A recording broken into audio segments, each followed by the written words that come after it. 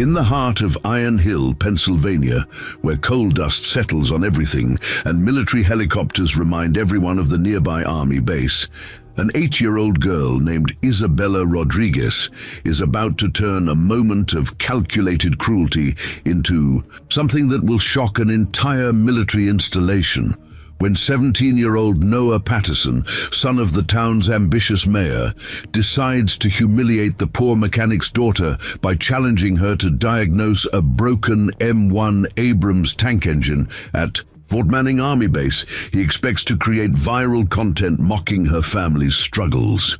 Nobody expects what happens next. What Noah intended as the ultimate public embarrassment will expose not only his own heartless character, but reveal a young mind so extraordinary that when Isabella speaks just 3 words, fuel injector timing, General David Coleman will freeze in complete disbelief, realizing this child understands advanced diesel engine systems better than his trained military technicians. Quick pause before we continue. Tell us, where in the world are you watching from? If you're enjoying these stories, make sure to hit subscribe because tomorrow's episode is absolutely mind-blowing.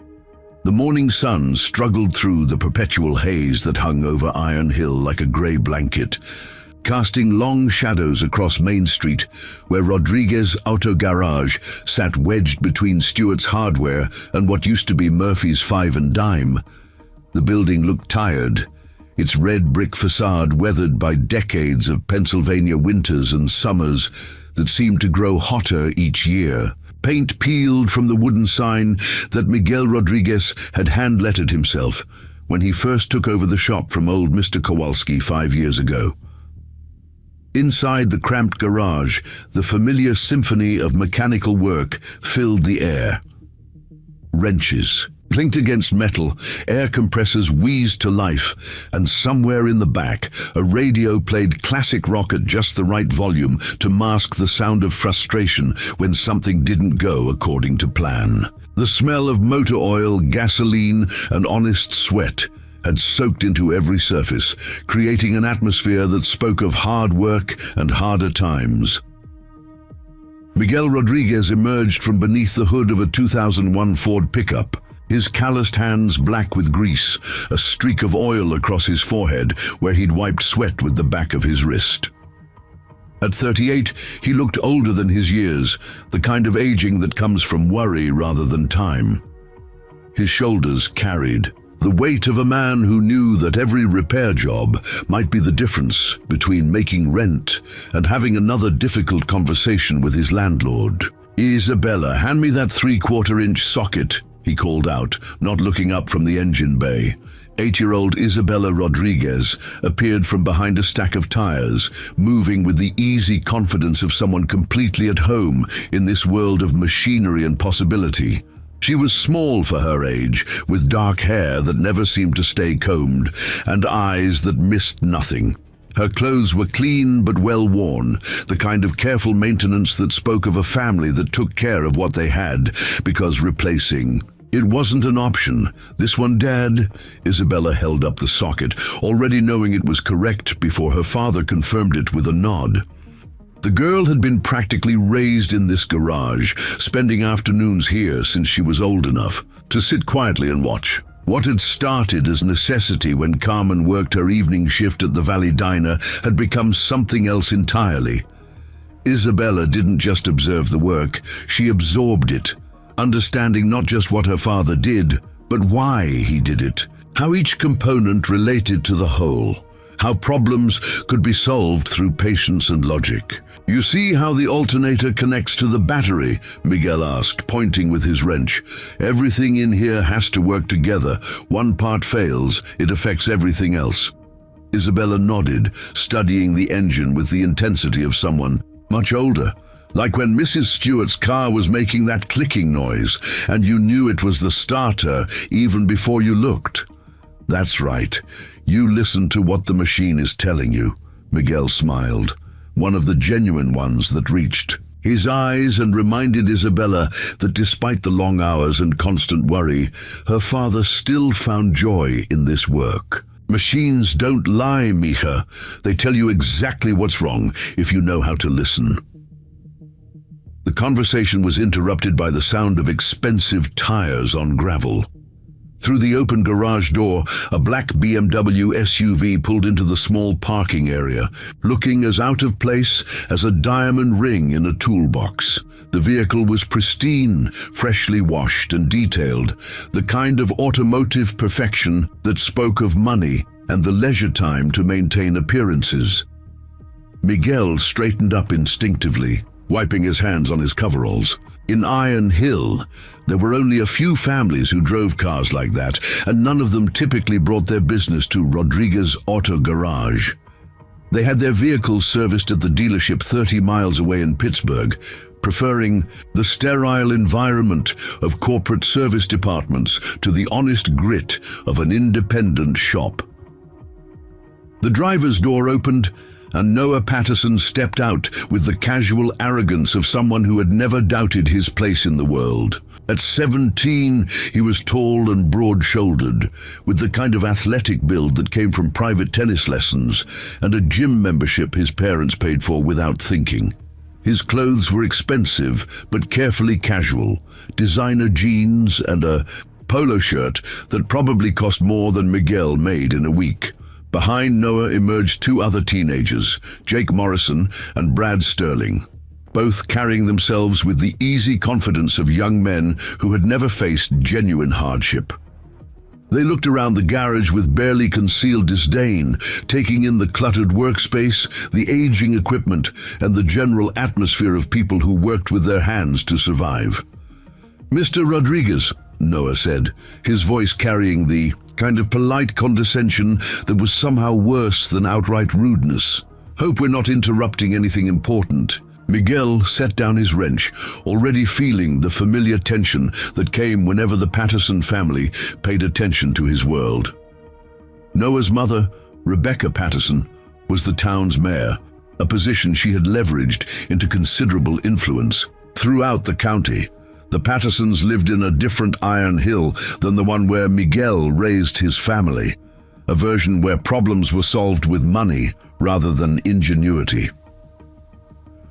"What can I do for you, Noah?" Miguel asked, his voice neutral. But wary, Noah's attention shifted to Isabella, who had moved to stand beside her father, small but unafraid. The teenager's smile widened, taking on an edge that made Miguel's protective instincts flare to life. He had seen that expression before, usually right before someone tried to make his family the target of their entertainment.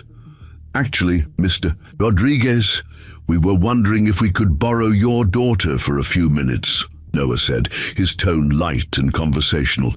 "See, we've got this little problem at Fort Manning, and someone suggested that maybe the local mechanics kid might know something about fixing things." Jake and Brad snickered behind him, the kind of barely suppressed laughter that announced the presence of a joke that hadn't been shared with everyone present. Miguel felt his jaw tighten, recognizing the setup even if he couldn't yet see all. "The angles. Isabella's just 8 years old," Miguel said carefully. "I'm not sure what kind of help she could be with anything at the base." "Oh, it's nothing too complicated," Noah continued, his smile never wavering. "Just a tank that's been giving our engineers some trouble.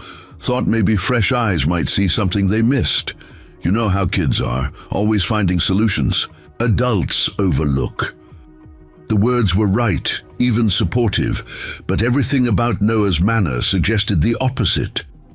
Isabella looked up at her father, reading the tension in Miguel's posture, understanding without being told that this situation required careful navigation. "What kind of tank?" Isabella asked, her voice clear and direct. Noah's eyebrows rose slightly as if surprised that the girl had spoken. "Smart kid, asking the right questions. It's an M1 Abrams. Pretty sophisticated stuff. Been down for 4 days now, costing the Army thousands of dollars every hour it's not running." Miguel's protective instincts shifted into high gear. An M1 Abrams was serious military equipment, the kind of machinery that could seriously injure or kill an adult, let alone a child. The idea of his 8-year-old daughter anywhere near such equipment was unthinkable. "Absolutely not," Miguel said firmly. "That's not appropriate for Isabella to be around." "Oh, come on, Mr. Rodriguez," Noah said, his tone taking on a wheedling quality.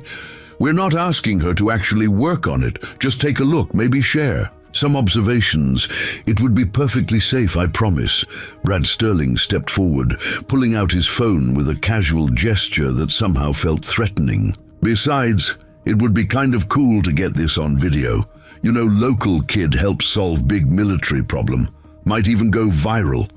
The mention of video made Miguel's stomach drop. He had seen enough of what passed for entertainment on social media to know that not all viral videos were created with kind intentions. The image of his daughter being humiliated for the amusement of strangers was enough to make him take a step forward, placing himself more directly between Noah and Isabella. "I said no," Miguel repeated, his voice carrying a finality that brooked no argument. Noah's smile faltered for just a moment, revealing something harder underneath. When it returned, it carried a different quality, less friendly and more calculating. "That's unfortunate, Mr. Rodriguez, because my mother was just mentioning yesterday how much she appreciates local businesses that are willing to go the extra mile for the community. You know how much Fort Manning means to this town. How many jobs depend on keeping things running smoothly." The threat was subtle, but unmistakable. In a town like Iron Hill, where economic opportunities were scarce and the Patterson family wielded considerable influence, even the suggestion of their displeasure could have serious consequences.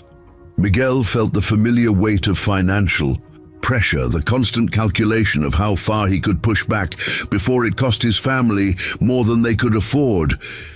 Isabella stepped forward, her small hand finding her father's arm. "It's okay, Dad," she said quietly. "I'd like to see what they're talking about." Miguel looked down at his daughter, seeing something in the girl's eyes that he couldn't quite identify. Isabella wasn't afraid, despite understanding the tension in the room. If anything, she seemed curious. The same expression she wore when confronting a particularly interesting mechanical problem. "Isabella," Miguel started, but his daughter interrupted gently. "I know you're worried about the tank being dangerous," Isabella said, her voice carrying a maturity that sometimes surprised even her father. "But I also know you taught me to always be careful around equipment I don't understand. I won't touch anything without asking." The simple trust in his daughter's voice cut through Miguel's protective instincts. Isabella had never given him reason to doubt her judgment or her ability to follow safety rules. The girl had been around dangerous equipment her entire life and had never once acted recklessly or impulsively. Noah sensed the shift in Miguel's resolve and pressed his advantage. "Like I said, Mr. Rodriguez, perfectly safe. Just a quick look and then we'll bring her right back. Shouldn't take more than an hour." Miguel looked at his daughter one more time, seeing the quiet confidence that had always set Isabella apart from other children her age. Finally, against every parental instinct screaming in his head, he nodded slowly. "1 hour, he said firmly, "and I want your word that she stays away from any moving parts." "Absolutely," Noah agreed quickly, his smile returning to full brightness. "Just a quick consultation, nothing more." As Isabella walked toward the BMW, Miguel felt a chill that had nothing to do with the mountain air. He watched his daughter climb into the expensive vehicle, surrounded by teenagers whose intentions he didn't trust, heading toward a situation he couldn't control. What Miguel didn't know was that Noah Patterson had spent weeks planning this moment, carefully orchestrating what he believed would be the perfect humiliation of the town's most vulnerable family. What Noah didn't know was that he was about to discover just how dangerous it could be to underestimate someone based solely on their age and circumstances. The BMW pulled away from Rodriguez Auto Garage, carrying an 8-year-old girl toward a confrontation that would change everything for everyone involved. Telling and preparing this story took us a lot of time, so if you are enjoying it, subscribe to our channel. It means a lot to us. Now, back to the story. Fort Manning Army Base sprawled across 1,200 acres on the outskirts of Iron Hill. Its concrete buildings and training facilities a testament to military precision in a region that had seen too little prosperity in recent decades. As Noah's BMW wound through the employee entrance, Isabella pressed her face to the window, taking in the organized chaos of afternoon operations. Soldiers in battle dress uniforms moved with purposeful efficiency between buildings, their faces carrying the particular focus that came from training for situations where mistakes could cost lives. "Impressive, isn't it?" Noah said, glancing at Isabella in the rearview mirror. "My mother works closely with Colonel Sullivan on community relations. Fort Manning employs over 2,000 people. That's nearly half the families in Iron Hill." Isabella nodded politely but didn't respond. She had learned early that sometimes adults said things that weren't really meant to start conversations, but rather to establish their importance. The numbers Noah quoted meant jobs for people like Mr. Stewart and Mrs. Morrison, steady paychecks that kept families fed and housed. But they also meant power, the kind that could make or break small businesses like her father's shop. Jake Morrison turned in the passenger seat, his phone already recording. "So, Isabella, you ever been on a real military base before? This isn't like your dad's little garage." "No, sir," Isabella replied simply, missing or choosing to ignore the dismissive tone. "But I've read about military equipment in some of my books." Brad Sterling laughed from beside Isabella. "Books? What kind of 8-year-old reads about army stuff?" "The library has lots of interesting books," Isabella said matter-of-factly. "Mrs. Cooper in the children's section helps me find ones about how things work. Last month I read about diesel engines and hydraulic systems." Noah's eyes found Isabella's in the mirror, a flicker of something unreadable crossing his face. This wasn't quite the response he had expected. The plan required Isabella to be out of her depth, overwhelmed by the complexity of real military equipment. A kid who read about diesel engines in her spare time might prove more challenging to humiliate than anticipated. The BMW pulled up to a checkpoint where military police waved them through without question. Being Noah Patterson clearly came with privileges that extended beyond financial comfort. They drove through a maze of identical buildings, each marked with numbers and acronyms that spoke of military organization. "The tank motor pool is in Building 47, Noah explained, as they parked near a massive concrete structure. "It's where they maintain all the armored vehicles. Pretty serious stuff. Each M1 Abrams costs about $8 million. "What kind of problem are they having?" Isabella asked. "Engine trouble," Jake answered, clearly proud of his knowledge. "Been down for 4 days. The tank won't start and nobody can figure out why. All the diagnostics show normal, but the engine just cranks and won't fire." They passed through a series of doors, each requiring Noah to show an ID card that granted surprising access for a teenager.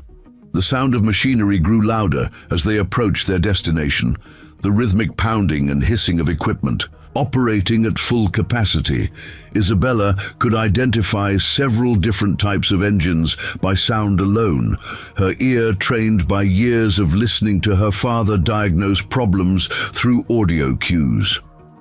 Building 47 opened into a vast space filled with military vehicles that dwarfed anything Isabella had seen before. M1 Abrams tanks sat in various states of maintenance, their olive-drab hulls surrounded by specialized equipment and tools. Overhead, cranes moved engine blocks with mechanical precision, while soldiers in coveralls operated diagnostic equipment that looked like it belonged in a science fiction movie. "There she is," Noah announced with theatrical grandeur, pointing toward the far end of the building. The disabled M1 Abrams dominated its maintenance bay like a sleeping giant. At nearly 10 feet tall and weighing 70 tons, it was an impressive monument to American engineering precision. The tank's main gun pointed skyward, secured in a travel position, while its massive tracks rested on thick rubber pads designed to protect the concrete floor. Currently, the engine compartment was open, revealing the complex heart of the machine, a 500 horsepower turbine engine that normally roared with enough power to propel the 70-ton beast at 45 miles per hour across any terrain.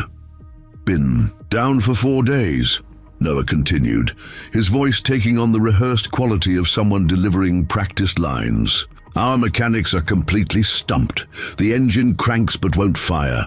All the fuel systems check out. Electrical is good, but something's not right. Isabella approached the maintenance area with her hands clasped behind her back. The careful posture her father had taught her around dangerous equipment. Even silent, the tank commanded respect. The turbine engine was unlike anything in her father's garage, a technological marvel that operated on principles she had only read about in technical manuals. Sergeant Jose Martinez looked up from a diagnostic computer, his weathered face showing the kind of surprised expression reserved for unexpected visitors. At 44, Jose had worked on military vehicles his entire adult life, starting as a young private and working his way up through decades of steady competence. He wore the slightly puzzled look of someone who hadn't expected to see an 8-year-old girl in his maintenance bay. "Sergeant Martinez," Noah called out, approaching with his friends in tow. "This is Isabella Rodriguez. Her father runs an auto repair shop in town, and we thought maybe she could take a look at our problem tank." Jose's eyebrows rose as he processed this information. "A civilian in the motor pool? Noah, I'm not sure it's all approved." Noah interrupted smoothly. "Community outreach program. Besides, we're not asking her to touch anything, just observe and maybe offer some fresh perspective." Isabella studied the massive turbine engine with the same systematic attention she brought to any mechanical problem. The AGT 1500 was a marvel of engineering, a gas turbine that operated more like a jet engine than a traditional diesel.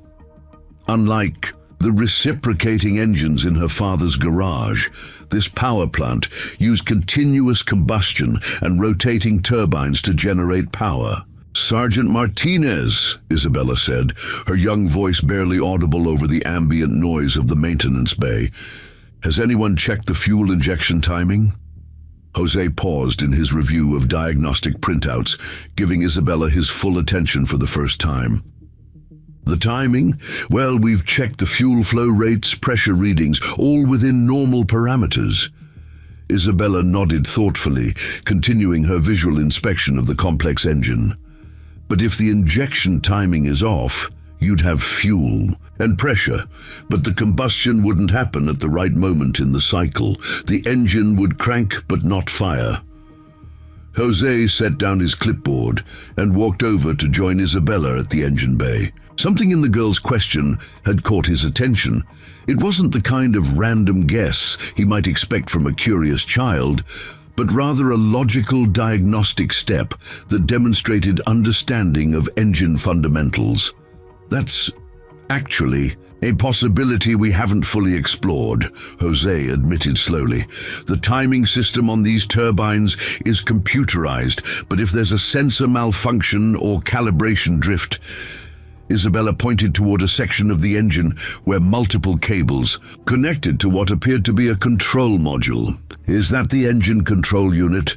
In regular diesel engines, timing problems usually trace back to sensor feedback or control module calibration." Noah's smile began to falter as he realized the conversation was taking a turn he hadn't anticipated. This was supposed to be simple. Bring the kid in, let her stare helplessly at equipment far beyond her comprehension, and capture her confusion on video. Instead, Isabella was asking technical questions that seemed to be generating genuine interest from a professional military mechanic. "You know something about turbine engines?" Jose asked, his tone shifting from polite curiosity to professional. Respect. Not specifically, Isabella replied honestly. But my dad always says that engines are engines. They all need fuel, air, compression, and ignition at the right time. The details change, but the principles stay the same. Jake Morrison shifted uncomfortably, his phone still recording, but the expression on his face suggesting this wasn't going according to plan. Maybe it's just a sensor malfunction, he said hopefully. Easy fix.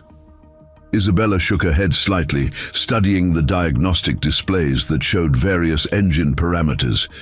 If it was just a sensor, the computer would usually throw an error code. But if the timing is mechanically off, like if the fuel injection sequence is happening at the wrong point in the turbine cycle, the sensors might read normal because they're measuring the right things at the wrong times. Jose stared at the 8-year-old girl with growing amazement. You're suggesting that our diagnostic equipment might be giving us accurate readings, but we're not interpreting them correctly because we're assuming the timing is right. Maybe, Isabella said with the careful modesty of someone who understood her limitations. I'd need to see the actual timing specifications to know for sure. The conversation had attracted attention from other mechanics working in the bay. Staff Sergeant William Hayes, a senior tank mechanic with 15 years of experience, approached the group with obvious curiosity about what had drawn such focused discussion. What's going on here, Jose? Bill asked, noting the presence of civilians. In what was normally a restricted area, this young lady is suggesting our timing might be off, Jose explained. She's got some interesting insights about why our diagnostics might be showing normal when the engine won't start. Bill looked down at Isabella with the skeptical expression of someone who had seen too many amateur mechanics offer confident diagnosis of problems they didn't understand. Little girl, this isn't a car engine. This is a gas turbine that operates at temperatures and pressures that would destroy any civilian vehicle. Isabella nodded respectfully. Yes, sir, but the basic combustion principles are similar. You still need fuel and air mixed in the right proportions, ignited at the right time. If the timing is off, it doesn't matter how sophisticated the engine is, it won't run properly. The simple logic of her statement was difficult to argue with, even for someone predisposed to dismiss her input. Bill studied Isabella's earnest expression, recognizing something in her approach that reminded him of the best troubleshooters he had worked with over the years. Suppose you're right about the timing, Bill said carefully. How would you suggest we check it? Isabella looked at the diagnostic equipment, then back at the engine, processing the question with visible concentration. In a regular engine, you'd use a timing light to check ignition timing, but with a turbine, I think you'd need to verify that the fuel injection is happening at the right point in the rotation cycle. Jose and Bill exchanged glances, both recognizing that Isabella's suggestion made technical sense. The AGT 1500 was indeed a complex machine, but it still operated on fundamental principles that applied to all internal combustion engines. The timing control is all computerized, Jose said slowly. But if there was a calibration error, or if one of the position sensors was giving incorrect feedback, we could manually verify the timing, Bill finished, understanding the implication. Compare what the computer thinks is happening with what's actually happening mechanically. Noah watched this exchange with growing frustration. His carefully planned humiliation was transforming into a technical consultation that seemed to be generating genuine solutions to a real problem. Worse, it was happening in front of witnesses who would undoubtedly spread the story throughout Iron Hill before the day was over. This is ridiculous, Noah said loudly, trying to regain control of the situation. You're all acting like this kid is some kind of expert because she made a lucky guess. The comment hung in the air with the particular awkwardness that came from someone trying too hard to diminish another person's achievement. Jose looked at Noah with barely concealed irritation. As someone who had spent 4 days troubleshooting the problem without success, he didn't appreciate having a potential solution. Dismissed as a lucky guess. Actually, Noah, Jose said with careful formality, Isabella's suggestion follows a logical diagnostic process. We've checked all the obvious systems: fuel flow, electrical, hydraulic pressure. Timing is the next logical step. Isabella remained focused on the engine, apparently oblivious to the growing tension between the adults. Sergeant Martinez, would it be possible to manually check the injection timing? I know it's computerized, but there should be a way to verify that the computer's commands are actually being executed correctly. Jose nodded slowly. There is. We can access the timing control through the diagnostic port and manually trigger injection cycles while monitoring the actual mechanical position. The admission that Isabella's suggestion was not only technically feasible, but logically sound, drew murmurs of interest from the other mechanics who had gathered around the disabled tank. These were people who understood that good troubleshooting came from systematic thinking rather than formal credentials. Bill Hayes stepped forward with the practical focus that had made him successful in military maintenance. Let's test the theory. Jose, can you access the timing control while I check the mechanical indicators? As the two sergeants began setting up their diagnostic equipment, Isabella watched with the focused attention of someone genuinely interested in learning. Her suggestion had provided a starting point, but she understood that verifying the theory required expertise and equipment that she didn't possess. The test took nearly 15 minutes, with Jose accessing the engine's computer systems while Bill monitored the physical timing mechanisms. Isabella stood quietly to one side, observing the process with the same systematic attention she brought to watching her father work. Finally, Jose looked up from his diagnostic screen with an expression of amazement and embarrassment. The injection timing is off by 12 degrees. The computer is commanding injection at the wrong point in the cycle. Bill confirmed the reading from his mechanical gauges. That would definitely prevent ignition. The fuel is being injected, but it's not happening at the right time for proper combustion. A cheer went up from the mechanics who had gathered to watch the diagnostic process. 4 days of frustration had been resolved by an 8-year-old girl's logical suggestion about checking timing, something that should have been among the first items on any systematic troubleshooting checklist. How did you know to look there? Bill asked Isabella, genuine admiration creeping into his voice. Isabella shrugged with the casual confidence of someone stating an obvious fact. When an engine has fuel and spark, but won't run, timing is usually the problem. My dad taught me that engines are pretty simple when you understand what they need to work. Noah's face had shifted from theatrical friendliness to something approaching panic.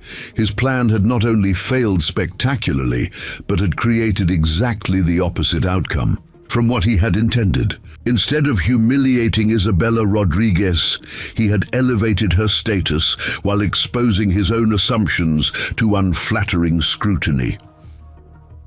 The conversation was interrupted by the arrival of Colonel Kevin Sullivan, who entered the maintenance bay with the brisk efficiency of someone accustomed to being briefed on operational problems. At 41, the colonel commanded respect through competence and dedication rather than mere rank. Sergeant Martinez, Colonel Sullivan said, approaching the group around the disabled tank. I understand we have some civilian visitors observing our maintenance procedures. Jose straightened to attention. Yes, sir. This is Isabella Rodriguez. She actually helped us identify the problem with Tank 47. Fuel injection timing was off by 12 degrees. Colonel Sullivan's eyebrows rose as he processed this information. A civilian identified our timing problem? Yes, sir. Bill Hayes confirmed. Young lady asked exactly the right question. Got us looking in the right direction when we'd been chasing our tails for 4 days. The colonel studied Isabella with the analytical attention he brought to evaluating any situation that deviated from normal expectations.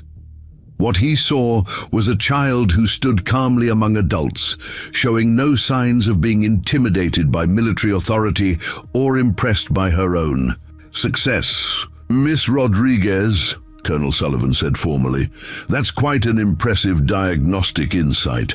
How did you develop such understanding of engine systems?" "My father teaches me about how machines work," Isabella replied with the directness that had served her well throughout the afternoon. "He says that understanding why things work helps you figure out why they don't work." Colonel Sullivan nodded approvingly. "Sound advice. Your father is Miguel Rodriguez, who runs the auto repair shop on Main Street." "Yes, sir." The colonel had been briefed on local businesses as part of his community relations responsibilities. Rodriguez Auto Garage had a reputation for honest work and fair prices, qualities that had earned respect even among military personnel who had other options for vehicle maintenance. "I'll have to thank your father for sharing his knowledge with you," Colonel Sullivan said. "This timing problem has been costing us operational readiness for 4 days. Your insight will get this tank back in service." Isabella smiled politely, but didn't respond with the excitement that adults might have expected. For her, identifying the timing problem had been a straightforward application of troubleshooting principles her father had taught her. The fact that it involved military equipment rather than civilian vehicles didn't change the fundamental logic of diagnosis.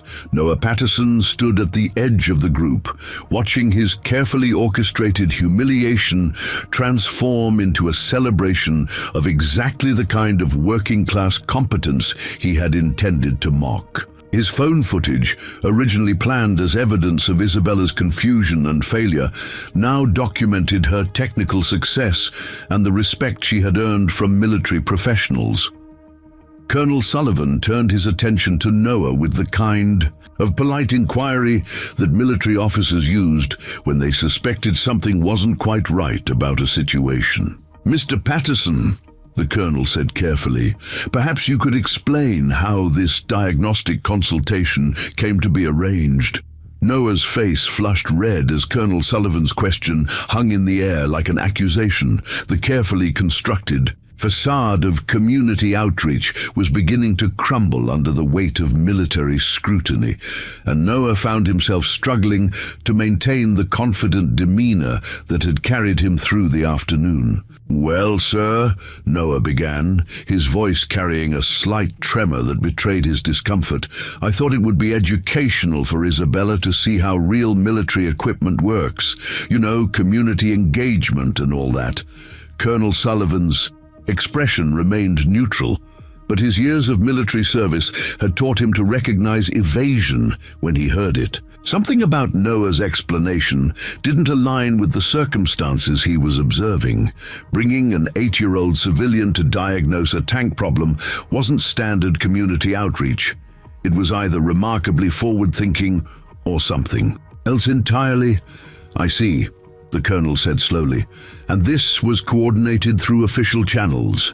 Base security would have a record of your visit authorization."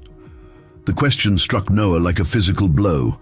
His access to the base came through his mother's political connections, not through any formal educational program. The idea of military investigators reviewing the actual circumstances of Isabella's visit filled him with dread. Before Noah could formulate a response, the conversation was interrupted by the arrival of General David Coleman himself. The base commander entered the maintenance bay with the purposeful stride of someone accustomed to being briefed on operational problems that required his personal attention. At 52, General Coleman carried himself with the quiet authority that came from 3 decades of military service, including combat deployments that had tested both his leadership abilities and his character. "Colonel Sullivan," the general said, approaching the group around Tank 47, "I understand we've had a breakthrough on our maintenance problem." Colonel Sullivan snapped to attention, his years of military protocol overriding the unusual circumstances of the moment. Yes, sir. We've identified the issue as a fuel injection timing problem. The diagnostic work was assisted by a young civilian consultant. General Coleman's eyes moved from the colonel to the assembled group, taking in the unusual sight of teenagers and an 8-year-old girl in what was normally a restricted military facility. His gaze settled on Isabella, who stood quietly beside the massive tank with the same composed demeanor she had maintained throughout the afternoon. "A civilian consultant?" the general asked, his tone carrying the measured curiosity of someone gathering facts before making judgments. "This is Isabella Rodriguez," Sergeant Martinez interjected, clearly proud of the girl's contribution to solving the problem. "She's the one who suggested we check the injection timing. Been stumping us for 4 days, and she spotted it in about 15 minutes. General Coleman studied Isabella with the analytical attention he brought to any situation that deviated from normal expectations. In his years of command, he had learned that some of the best insights came from unexpected sources, but an 8-year-old diagnosing tank engine problems was certainly unprecedented. "Miss Rodriguez," the general said, his voice carrying the formal courtesy that military officers used when addressing civilians, "I understand you identified our timing issue. That's quite remarkable for someone your age." Isabella looked up at the general with the direct gaze that had characterized all her interactions with military personnel. "Thank you, sir. My father always says that engines tell you what's wrong if you listen carefully. The timing seemed like the most logical. Anything to check when everything else was working." The simplicity of her explanation struck General Coleman with unexpected force. In his experience, the most effective solutions often came from fundamental principles applied with clear thinking. But hearing such wisdom from an 8-year-old girl was genuinely surprising. "Your father is Miguel Rodriguez, who runs the auto repair shop in Iron Hill?" the general asked. "Yes, sir. He's been teaching me about engines since I was little. Says understanding how things work helps you help people when things break." General Coleman nodded approvingly, recognizing the kind of practical philosophy that had served him well throughout his military career. The girl's approach to problem-solving reflected exactly the kind of systematic thinking that the Army tried to instill in its personnel. "Well, Miss Rodriguez, your insight has saved us considerable time and expense. This tank will be back in operational status because of your diagnostic work." Isabella smiled politely, but seemed more interested in the technical aspects of the repair than in receiving praise for her contribution. She watched as Sergeant Martinez and Staff Sergeant Hayes continued their work on the timing calibration, following their procedures with the focused attention of someone genuinely curious about learning. General Coleman turned his attention to Noah Patterson, noting the teenager's obvious discomfort with the situation. Years of command experience had taught the general to recognize when something wasn't quite right about a briefing, and Noah's behavior suggested there were aspects of this story that hadn't been fully explained. "Mr. Patterson," the general said, with the polite formality that military officers used when they suspected they weren't getting complete information, "perhaps you could walk me through how this consultation came to be arranged."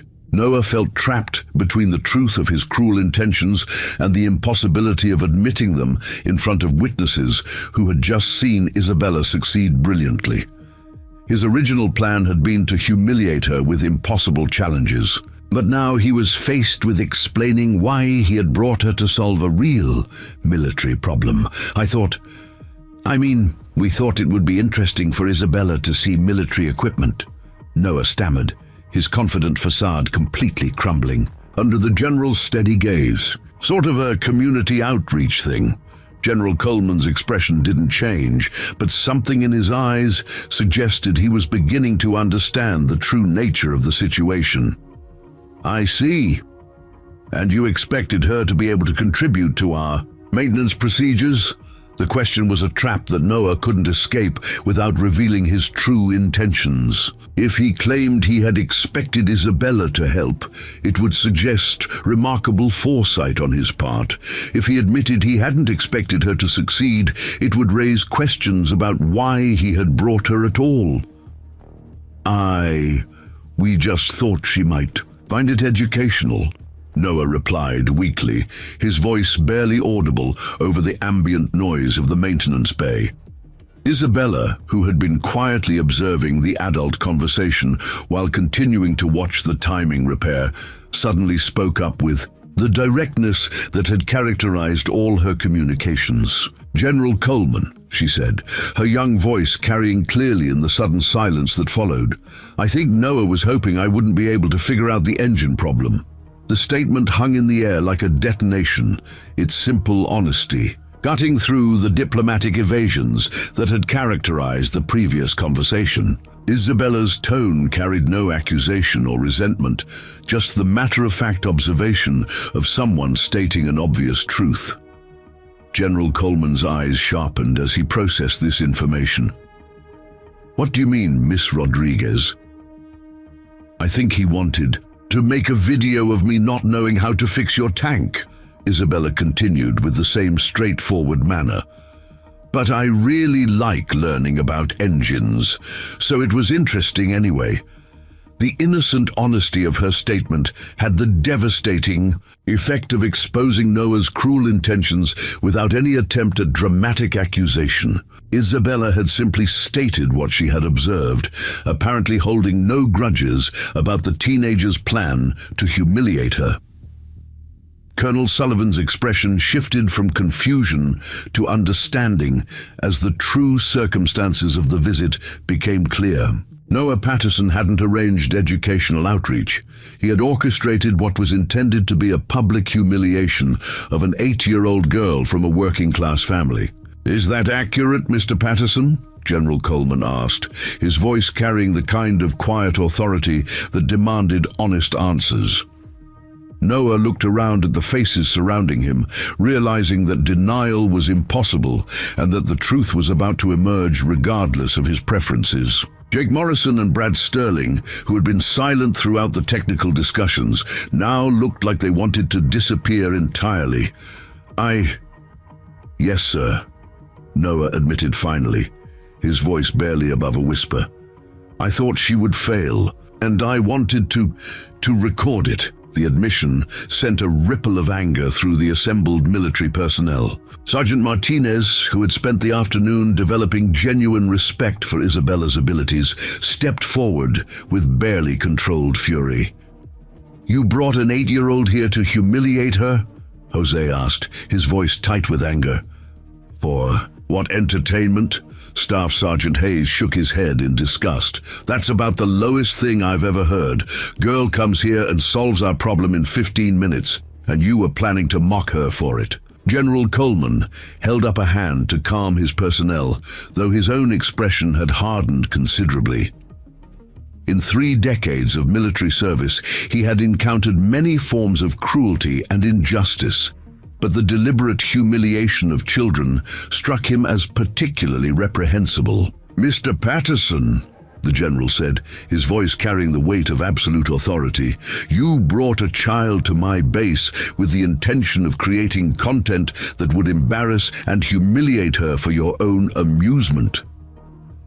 "Yes, sir," Noah whispered, no longer able to maintain any pretense of dignity or justification, and instead she demonstrated genuine technical competence that has solved a problem my trained mechanics couldn't resolve in 4 days. "Yes, sir."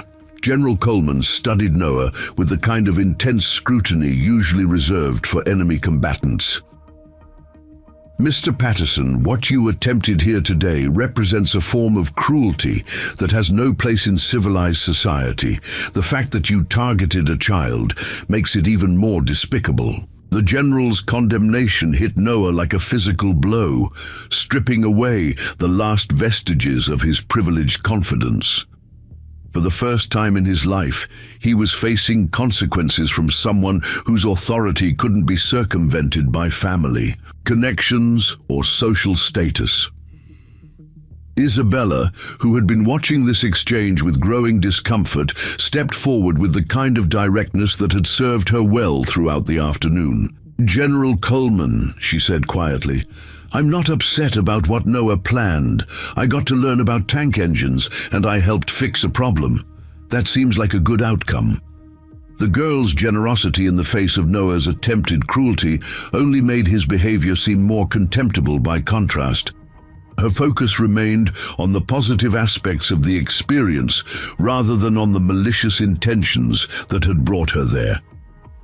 General Coleman looked down at Isabella with something approaching amazement. "Miss Rodriguez, you've demonstrated both technical competence and personal character that would be remarkable in someone of any age. Your ability to focus on helping rather than on the injuries intended against you speaks very well of your upbringing." Isabella smiled with genuine pleasure at the praise. "My father always says that helping people fix problems is more important than being angry about why the problems exist." The wisdom of this simple statement struck everyone present with unexpected force. An 8-year-old girl was demonstrating more maturity and grace than the teenager who had tried to humiliate her. Colonel Sullivan stepped forward with the practical focus that characterized military problem-solving. "General, what do you want to do about this situation? We have civilian miners on base under questionable circumstances, and there are clearly disciplinary issues to address." Before General Coleman could respond, the situation was complicated by the arrival of additional personnel.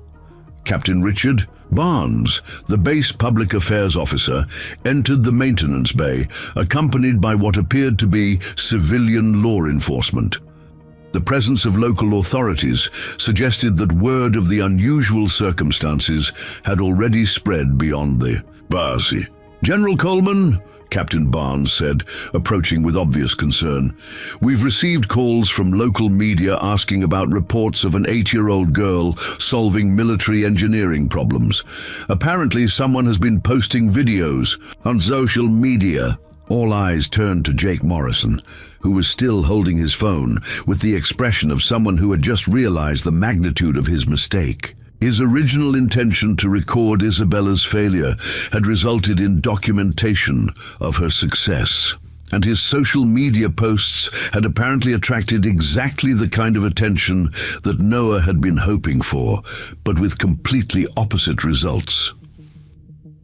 The videos show the girl providing technical assistance that resolved our tank maintenance issue, Captain Barnes continued.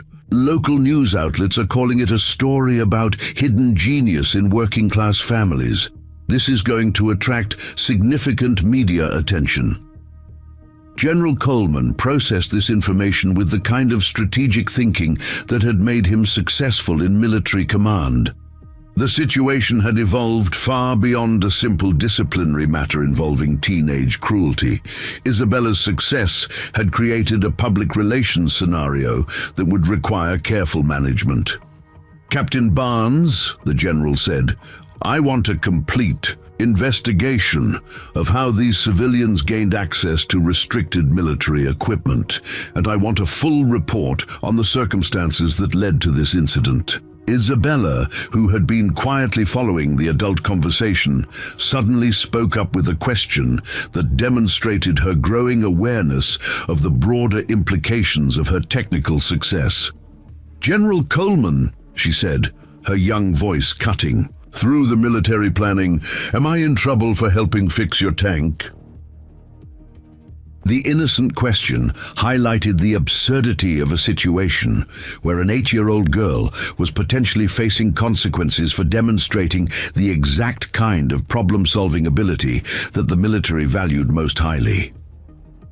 General Coleman looked down at Isabella with an expression that mixed admiration with determination. "Miss Rodriguez, you are absolutely not in trouble. In fact, I want to make sure you receive appropriate recognition for your contribution to our operational readiness." The general's words carried the weight of someone making a command decision that would have lasting implications.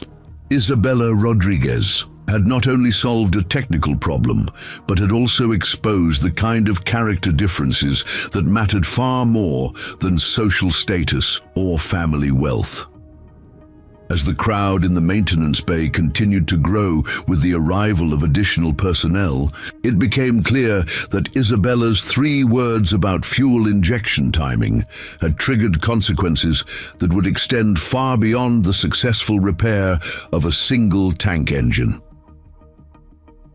The news traveled through Iron Hill with the speed that only small-town gossip could achieve. By the time General Coleman's staff car pulled up to Rodriguez Auto Garage that evening, half the town already knew that little Isabella Rodriguez had solved a military engineering problem that had stumped trained professionals for 4 days. The other half knew a version of the story that had grown more dramatic with each retelling. Miguel Rodriguez emerged from beneath the hood of Mrs. Fleming's Buick when he heard the unfamiliar sound of military vehicles on Main Street. Through the open garage door, he watched 2 army sedans park in front of his shop, their official government plates and radio antennas marking them as clearly as if they had been painted with warning signs. General Coleman stepped out of the lead vehicle, followed by Colonel Sullivan and Captain Barnes. The sight of high-ranking military officers approaching his modest garage filled Miguel with the kind of anxiety that came from knowing that powerful people rarely brought good news to working families. Isabella looked up from the carburetor she was cleaning, her face brightening with recognition. "Dad, that's General Coleman from the base. He was really nice to me today." Miguel felt his heart rate slow slightly at his daughter's casual tone, but the presence of military brass at his garage still suggested complications he wasn't prepared to handle. He wiped his hands on his coveralls and walked outside to meet the approaching officers.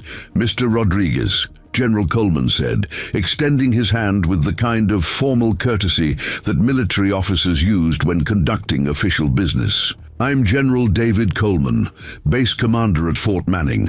I wanted to speak with you about your daughter's visit to our facility today." Miguel shook the general's hand, noting the firm grip and direct eye contact that spoke of someone accustomed to command authority. "General Coleman, I hope Isabella wasn't any trouble. I told Noah she was only supposed to observe." "On the contrary," the general replied, his expression shifting to something approaching admiration. "Your daughter solved a technical problem that had been hampering our operations for 4 days. Her diagnostic insight was remarkable." Isabella appeared beside her father, apparently curious about the military vehicles that had attracted attention from neighbors up and down Main Street. Several people had emerged from their homes and businesses to observe the unusual sight of army officials conducting business at the local garage. "Hello, General Coleman," Isabella said politely. "Did you get the tank fixed?" "We did, thanks to your help," the general replied, looking down at the 8-year-old with genuine respect. "Sergeant Martinez wanted me to tell you that the timing calibration was exactly what we needed. Tank 47 is back in operational status," Miguel processed this information with growing amazement and concern. His daughter had not only participated in military maintenance procedures, but had apparently contributed to their success. The implications of this achievement were both impressive and potentially problematic. "General, I appreciate you coming to tell us about Isabella's help," Miguel said carefully, "but I'm not sure I understand exactly what happened at the base today." Colonel Sullivan stepped forward with the kind of detailed briefing that military officers provided when circumstances required complete transparency. "Mr. Rodriguez, your daughter was brought to our facility under what we now understand were false pretenses. Noah Patterson intended to humiliate her by challenging her to diagnose a complex engine problem that our trained mechanics couldn't solve." Miguel's expression darkened as he began to understand the true nature of his daughter's visit to Fort Manning. "You're telling me that boy brought Isabella there expecting her to fail?" "That's correct," General Coleman confirmed. "However, Isabella succeeded brilliantly. She identified a fuel injection timing problem in 15 minutes using logical diagnostic principles that had somehow escaped our attention. Isabella tugged at her father's sleeve with the kind of gentle persistence that suggested important information needed to be shared. Dad, I think Noah was trying to make me look stupid on video, but the tank problem was really interesting, so I didn't mind. The casual way Isabella delivered this assessment of Noah's cruel intentions highlighted both her innocence and her maturity. She had understood the teenager's malicious plan, but had chosen to focus on the technical challenge rather than the personal attack. Miguel felt anger rising in his chest, not at his daughter's success, but at the realization that powerful people had attempted to use his child for their entertainment. General Coleman, are you telling me that the mayor's son brought my daughter to your base to publicly humiliate her? That appears to be an accurate assessment of his intentions, the general replied grimly. However, the situation has evolved considerably since this afternoon. Isabella's technical competence has attracted significant attention, and we believe there may be broader implications for your family. Captain Barnes stepped forward with the kind of media briefing that public affairs officers provided when civilian. Attention threatened to complicate military operations. Mr. Rodriguez, videos of Isabella's diagnostic work have been posted on social media platforms. Local news outlets are already requesting interviews about what they're describing as a story of hidden genius in working-class families. Miguel's anxiety spiked as he realized that his daughter's innocent technical success was about to become a public spectacle. What kind of attention are we talking about? The kind that could be overwhelming for an 8-year-old, General Coleman said. Honestly, we've dealt with similar situations involving military families, and media attention can quickly become intrusive and disruptive. Isabella looked up at the adults with growing concern as she began to understand that her afternoon at the base had created complications that extended far beyond fixing a tank engine. Am I going to be in trouble for helping with the tank? Absolutely not, General Coleman assured her immediately. You demonstrated exactly the kind of problem-solving ability that we value most highly. The question is how to protect you from people who might want to exploit your success for their own purposes. The conversation was interrupted by the arrival of additional vehicles. Mayor Rebecca Patterson's official car pulled up behind the military sedans, followed by what appeared to be a local news van with satellite equipment mounted on its roof. The peaceful evening at Rodriguez Auto Garage was rapidly transforming into a media event. Mayor Patterson emerged from her vehicle with the brisk efficiency of someone accustomed to managing public situations, but her usual political confidence seemed strained by the circumstances. Behind her came Noah, moving with the reluctant steps of someone who had been ordered to participate in damage control efforts. General Coleman, Mayor Patterson said, approaching the group with carefully measured steps. I understand there's been an incident involving my son and the Rodriguez family. That's one way to describe it, the general replied, his tone carrying enough edge to suggest that diplomatic niceties wouldn't obscure the seriousness of Noah's behavior. Isabella looked at Noah with the same direct gaze she had used throughout, their interactions showing no signs of fear or resentment, despite having learned about his cruel intentions. Hi, Noah. Did you see that the tank is working now? The simple friendliness of her greeting struck Noah like a physical blow. After spending hours contemplating the magnitude of his failure and the consequences of his exposed cruelty, Isabella's continued kindness made his behavior seem even more contemptible. Isabella, Noah said quietly, his voice carrying none of the arrogant confidence that had characterized his earlier interactions. I wanted to tell you that I'm sorry about what I planned today. What I tried to do was wrong. Miguel stepped protectively, closer to his daughter, his expression making it clear that Noah's apology would need to be both genuine and complete to be acceptable.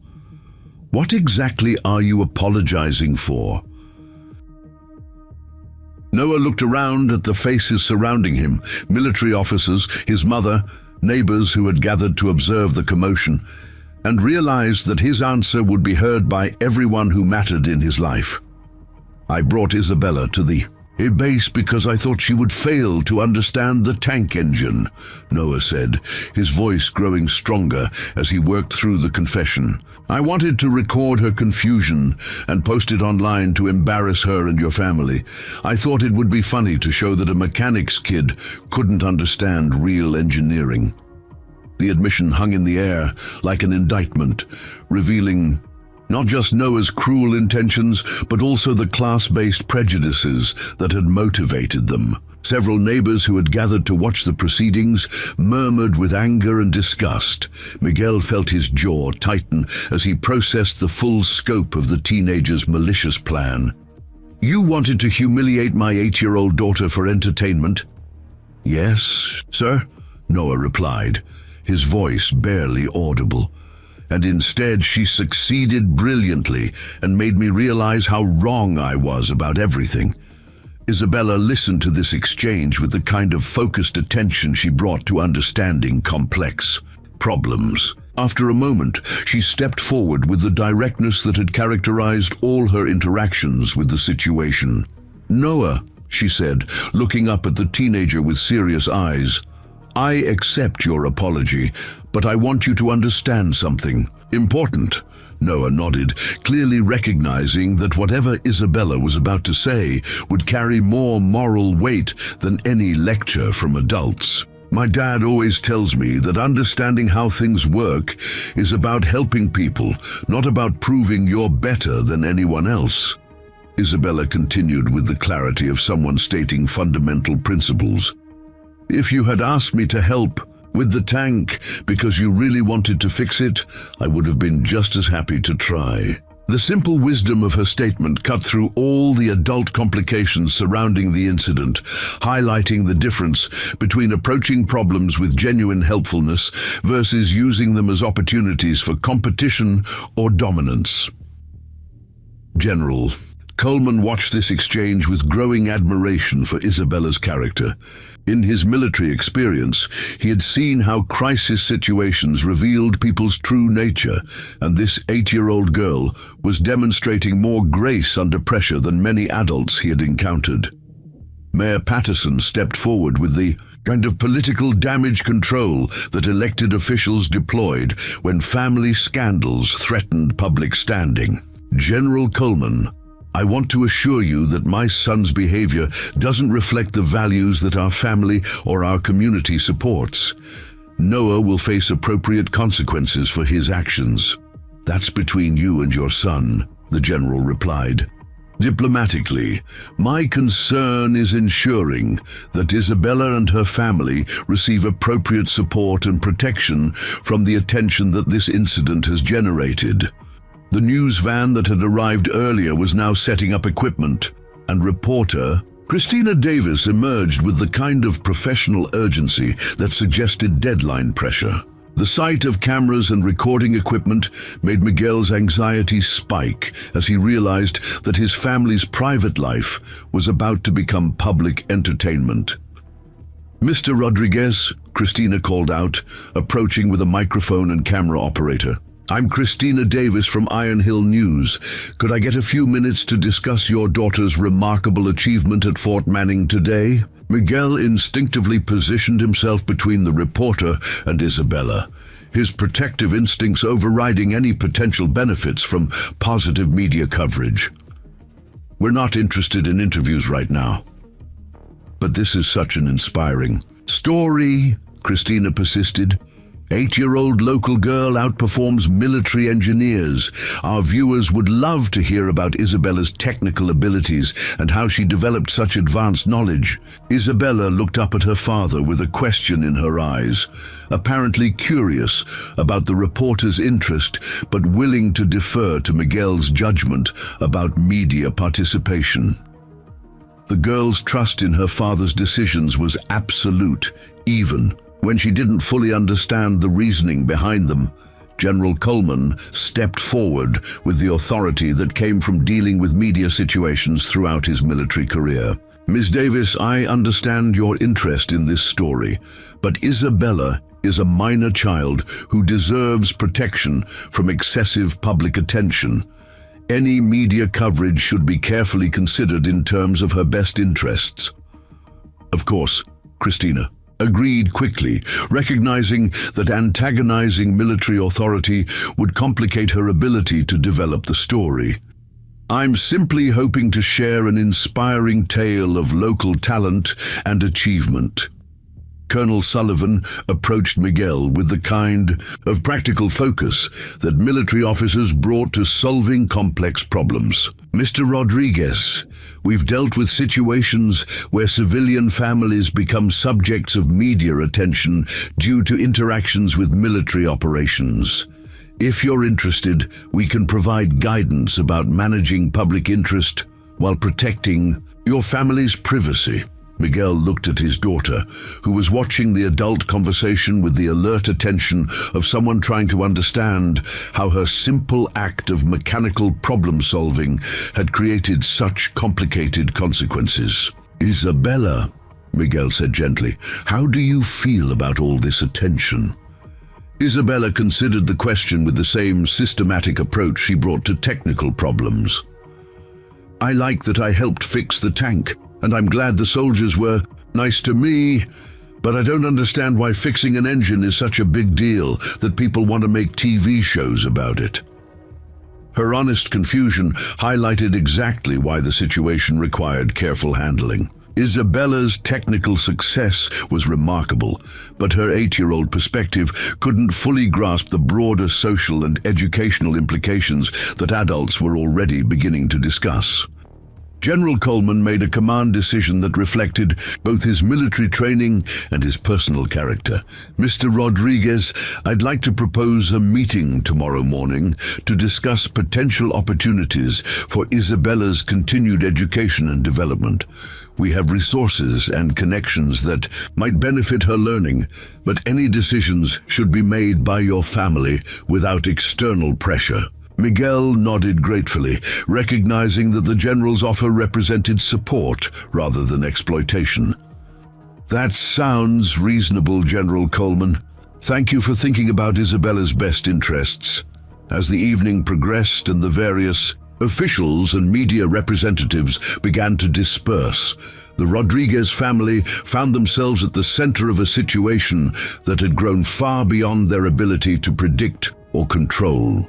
Isabella's 3 words about fuel injection timing had not only fixed a military vehicle, but had also triggered a series of events that would test their family's values and priorities in ways they had never anticipated. The quiet evening that had begun with routine auto repair work had transformed into something that would reshape their lives and their community's understanding of where talent and wisdom could be found. The next morning brought an unusual sight to Iron Hill Elementary School. 3 military vehicles sat in the visitor parking lot alongside what appeared to be university faculty cars, creating the kind of official presence that normally accompanied federal inspections or emergency situations. Principal Laura Henderson stood at her office window, watching the convergence of academic and military personnel with the kind of careful attention that came from managing situations that could either benefit or overwhelm her students. Isabella Rodriguez walked through the school's front entrance at her usual time, carrying her backpack and the small toolkit that she brought to help with classroom projects that required mechanical solutions. She noticed the extra vehicles, but assumed they were related to routine base operations, rather than anything involving her personally. "Isabella," called out Tommy Walsh, a 5th grader who lived near the Rodriguez family. "My dad says you fixed An army tank yesterday. Is that really true? Before Isabella could respond, she found herself surrounded by a cluster of curious classmates, all wanting to hear about her adventure at Fort Manning. Word of her technical success had apparently reached the playground networks, filtered through older siblings, and overheard adult conversations. 8-year-olds might not understand military engineering, but they could recognize when one of their peers had done something that impressed grown-ups. It wasn't really broken, Isabella replied with characteristic modesty. The timing was just off. Once you figure out what's wrong, fixing things is usually pretty straightforward. But it was a real tank. Sarah Mitchell, a girl from Isabella's class who usually ignored her in favor of children whose families could afford brand-name clothes and the latest toys. Like, with guns and everything? Isabella nodded, genuinely puzzled by the excitement her technical work had generated. It's just a different kind of engine.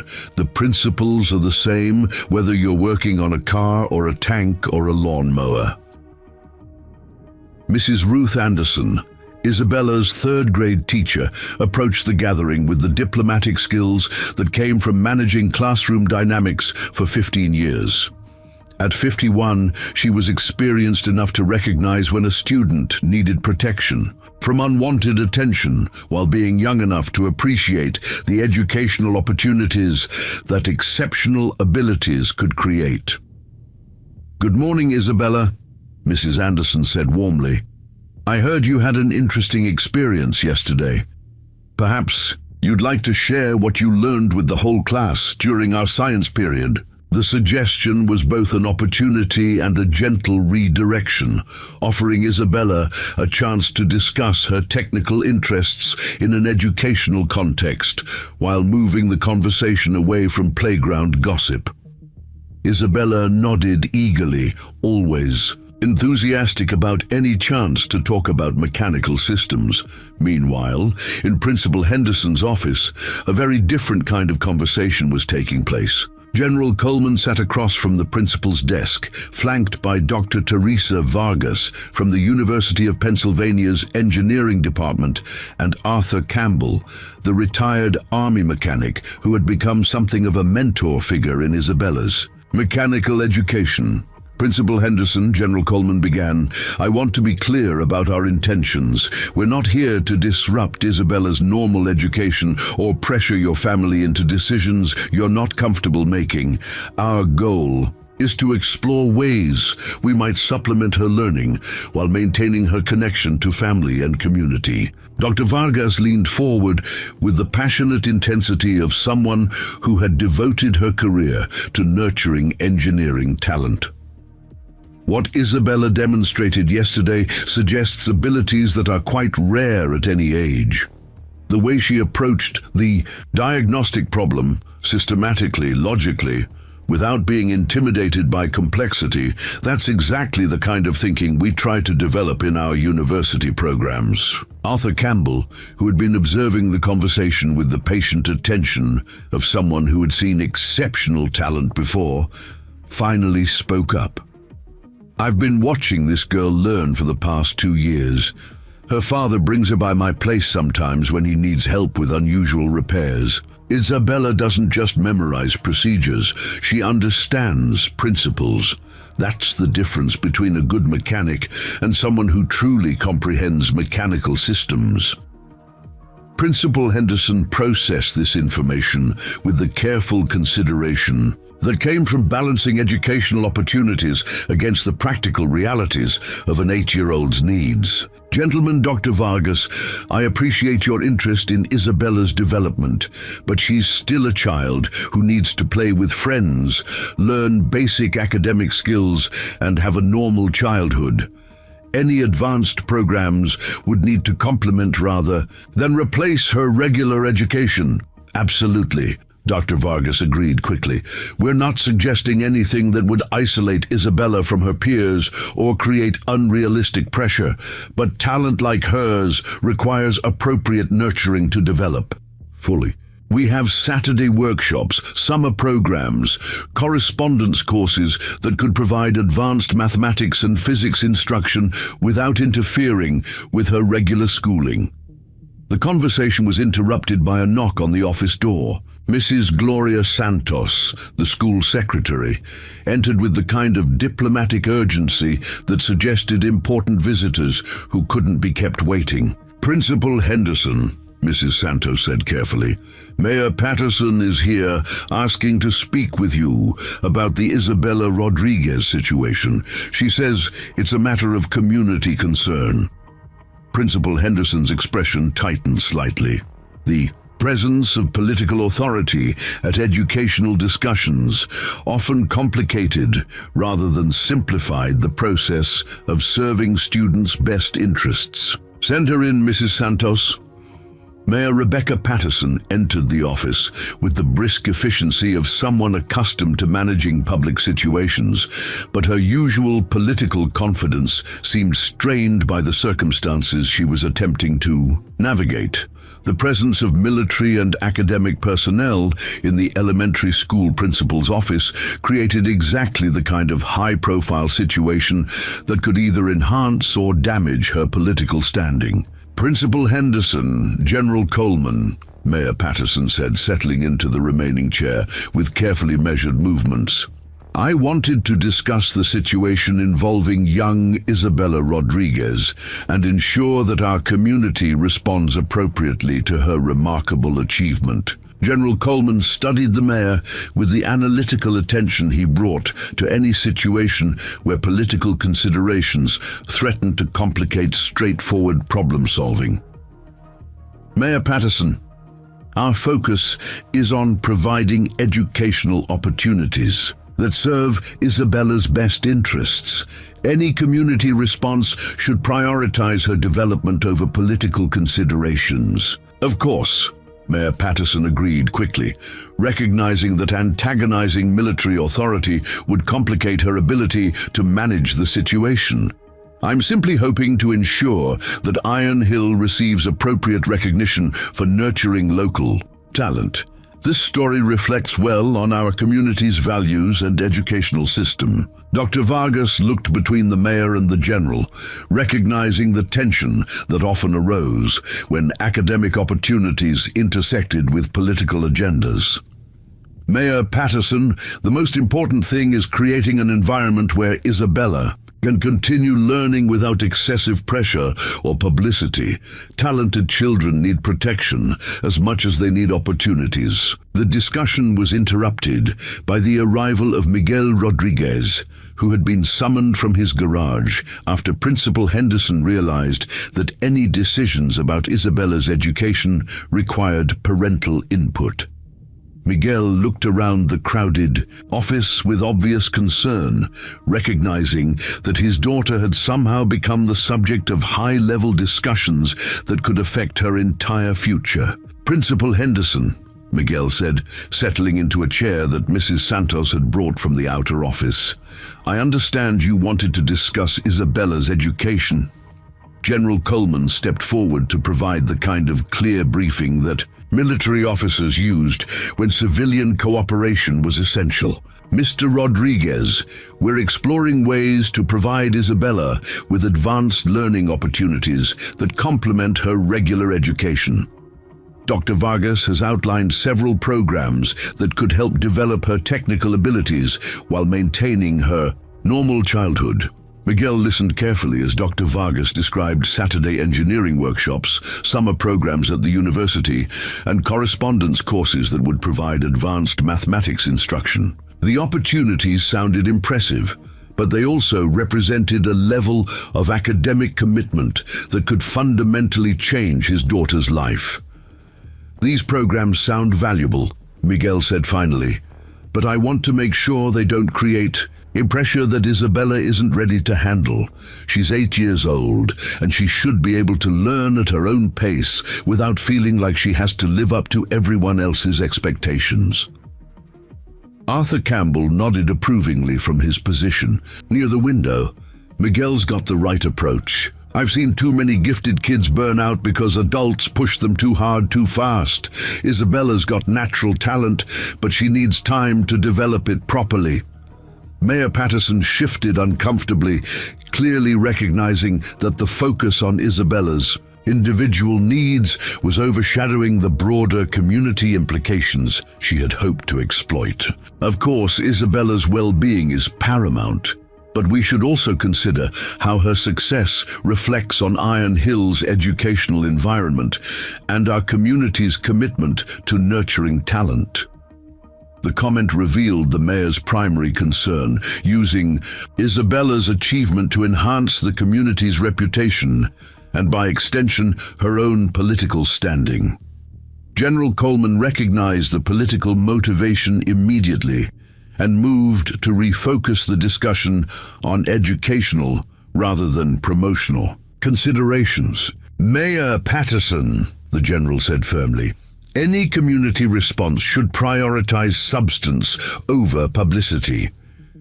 Isabella's abilities are remarkable, but exploiting them for promotional purposes would be inappropriate and potentially harmful. Meanwhile, in Mrs. Anderson's third-grade classroom, Isabella was providing a detailed explanation of diesel engine principles that had captured the attention of students who normally found science boring. She used the whiteboard to diagram basic mechanical systems, explaining how fuel, air, compression, and timing work together to create power. So the engine is like a recipe, explained 9-year-old Ashley Cooper, trying to understand the concept. You need all the right ingredients mixed together at the right time? That's a good way to think about it, Isabella agreed, pleased by her classmates' attempt to grasp the principles. Except engines are more precise than cooking. Everything has to happen in exactly the right order, or it doesn't work at all. Is that how you knew what was wrong with the army tank? Asked Marcus Johnson, a boy who had never paid much attention to Isabella before yesterday's events. Isabella nodded, continuing her explanation with a natural teaching ability that impressed every adult who observed it. When an engine has fuel and air but won't start, timing is usually the problem. It's like trying to light a candle at the wrong moment. Everything might be there, but if the timing is off, nothing happens. Mrs. Anderson watched this interaction with growing amazement. Isabella's combination of technical knowledge and natural teaching ability was exceptional for any age, let alone an 8-year-old. The girl's explanations were clear, patient, and adapted to her audience's level of understanding. The classroom presentation was interrupted by a knock on the door. Mrs. Santos appeared with a message that Isabella was needed in the principal's office, creating the kind of official summons that made every student wonder what kind of trouble might be involved. "Am I in trouble, Mrs. Anderson?" Isabella asked, echoing the concern that every 8-year-old felt when called to the principal's office. "No, sweetheart," Mrs. Anderson assured her. "I think there are some people who want to talk with you about your interests in engineering." Isabella gathered her books and followed Mrs. Santos down the hallway, passing classrooms where other students pressed against windows to catch a glimpse of the girl who had somehow become the center of unusual adult attention. When Isabella entered Principal Henderson's office, she found herself facing the same kind of official gathering that had characterized her experience at Fort Manning the previous day. The presence of General Coleman was reassuring, but the crowd of adults discussing her future was somewhat overwhelming. "Hi, Dad," Isabella said, immediately moving to stand beside Miguel with the instinctive trust that had always characterized their relationship. "Are we talking about school stuff?" "We're talking about opportunities for you to learn more about engineering," Miguel explained gently. "These people have some ideas about programs that might interest you." Dr. Vargas stepped forward with the kind of enthusiasm that academics brought to discussing their field with promising students. "Isabella, I teach engineering at the University of Pennsylvania, and I'm very interested in the way you approached the tank problem yesterday.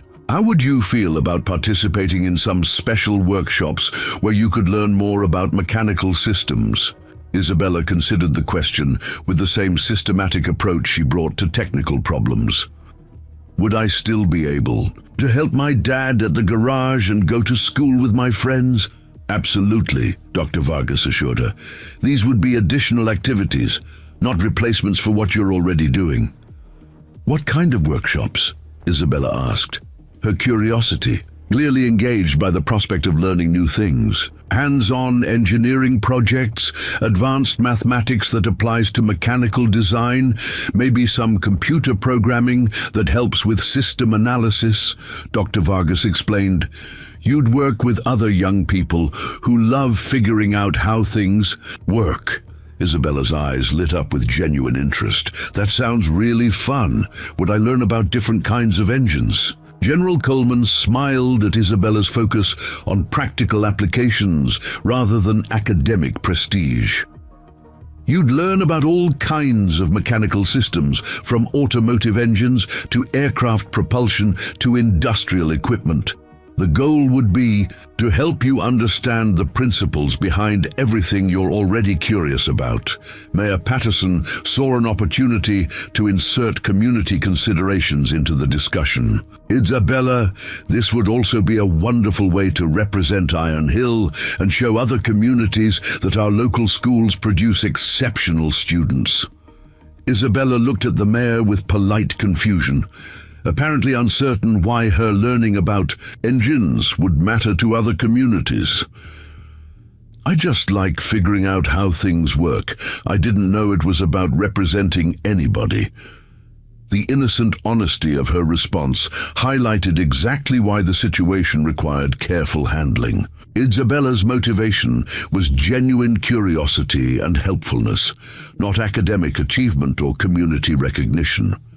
Any educational programs would need to preserve that natural enthusiasm while providing appropriate challenges. Miguel watched his daughter's reaction to the various proposals, recognizing both her excitement about learning opportunities and her potential vulnerability to adult expectations she wasn't equipped to handle. Isabella, what do you think? Do these programs sound like something you'd enjoy? Isabella nodded enthusiastically. I'd like to learn more about engineering, especially if I can still help you at the garage, but I want to make sure I don't get so busy with extra school that I don't have time for regular kid stuff. Arthur Campbell chuckled approvingly from his corner of the office. Smart girl, learning should add to your life, not take over your life. As the meeting continued and the various adults worked to balance Isabella's educational needs with practical considerations, it became clear that her 3 words about fuel injection timing had triggered a transformation that extended far beyond fixing a single tank engine. The 8-year-old girl, who had simply wanted to help solve a mechanical problem, was now at the center of discussions about educational policy, community development, and the recognition of talent, regardless of its source. The decisions made in Principal Henderson's office that morning would determine not only Isabella's academic future, but also how Iron Hill responded to the discovery that exceptional ability could emerge from the most unexpected places. 3 weeks after Isabella's diagnostic triumph at Fort Manning, Iron Hill Elementary School was hosting its first ever Community Engineering Day, an event that had grown from Dr. Vargas's initial educational proposals into something approaching a county-wide celebration of technical education. The school's gymnasium had been transformed into a series of hands-on learning stations where local professionals demonstrated everything from automotive repair to computer programming to basic construction techniques. Isabella moved between the stations with the focused attention of someone genuinely interested in every demonstration, asking questions that revealed both her existing knowledge and her eagerness to learn more. At the automotive station, run jointly by Miguel Rodriguez and Arthur Campbell, she helped younger children understand how brake systems worked by using bicycle components to demonstrate hydraulic principles. See how when you squeeze the brake handle, the fluid pushes the brake pads against the wheel? Isabella explained to 6-year-old Emma Patterson, Mayor Patterson's youngest daughter. It's the same idea in cars, just bigger and more complicated. Emma nodded seriously, clearly, trying to understand the concept while being impressed by Isabella's patient teaching style. The sight of the mayor's daughter learning from the mechanic's daughter created exactly the kind of educational democracy that Dr. Vargas had hoped to foster. Noah Patterson stood at the edge of the automotive demonstration, watching Isabella teach younger children with an expression that mixed admiration with something approaching envy. Over the past 3 weeks, his attempts to apologize and make amends had been met with polite acceptance from Isabella, but continued skepticism from much of the community. His transformation from privileged antagonist to genuine seeker of redemption was still very much a work in progress. Isabella's really good at explaining things, Noah said to Arthur Campbell, who was observing the children's interactions with the satisfaction of someone whose educational instincts were being validated. Arthur studied Noah with the analytical attention he brought to evaluating people's character and motivations. The teenager's interest in Isabella's teaching ability seemed genuine rather than calculated, suggesting that his exposure to her competence and grace had created the kind of self-reflection that could lead to real personal growth. She's got a natural gift for breaking complex ideas down into simple parts, Arthur agreed. Takes real understanding to teach something so clearly that a 6-year-old can grasp it. Noah nodded, then hesitated before asking the question that had been bothering him for weeks. Mr. Campbell, do you think there's any way I could, help with these educational programs? I know I messed up badly, but I'd like to find some way to contribute positively. The request revealed more about Noah's character development than hours of forced apologies could have accomplished. His desire to contribute, rather than simply avoid consequences, suggested that Isabella's example had indeed inspired genuine change in his priorities and values. Arthur considered the request carefully. Noah, redemption isn't about finding grand gestures to make up for past mistakes. It's about consistently choosing to help rather than hurt day after day, until helping becomes your natural response to problems. Across the gymnasium, Dr. Vargas was conducting a demonstration of basic engineering principles using simple machines, levers, pulleys, and inclined planes to show how complex mechanical systems were built from fundamental components. Her audience included not only elementary school students, but also several high school teenagers who had been drawn by the practical applications of concepts they had previously encountered only in abstract textbook form. The beautiful thing about engineering, Dr. Vargas explained to her mixed-age audience, is that it's really just organized problem solving. You identify what needs to be accomplished, figure out what resources you have available, and then design systems that connect the resources to the goals. Isabella raised her hand with a question that demonstrated her growing understanding of theoretical principles. Dr. Vargas, is that why you can use the same basic ideas to fix different kinds of machines? Because they're all just different ways of organizing the same fundamental forces. Exactly right, Isabella, Dr. Vargas replied, pleased by the girl's insight. Whether you're working on a car engine, a tank turbine, or a washing machine, you're dealing with the same physical principles: energy, force, motion, heat. The applications change, but the underlying science stays the same. The conversation was interrupted by the arrival of an unexpected visitor Lieutenant Diana Gutierrez, the young tank operator who had witnessed Isabella's diagnostic success at Fort Manning, entered the gymnasium in dress uniform, carrying what appeared to be an official presentation case. "Excuse me," Lieutenant Gutierrez said, approaching Dr. Vargas's demonstration area. "I'm looking for Isabella Rodriguez. I have something from General Coleman that I'm authorized to present." Isabella looked up from the pulley system she had been examining, surprised but pleased to see the friendly officer who had been so encouraging during her visit to the base. "Hi, Lieutenant Gutierrez. What brings you to our school?" Lieutenant Gutierrez smiled with genuine warmth as she knelt down to Isabella's eye level. "Isabella, General Coleman wanted me to present you with something special in recognition of your contribution to military operations." She opened the presentation case to reveal a beautifully engraved plaque that read, "Presented to Isabella Rodriguez in recognition of exceptional diagnostic insight that restored operational capability to military equipment. Your technical competence and character serve as an inspiration to military and civilian personnel alike. General David Coleman, Fort Manning Army Base."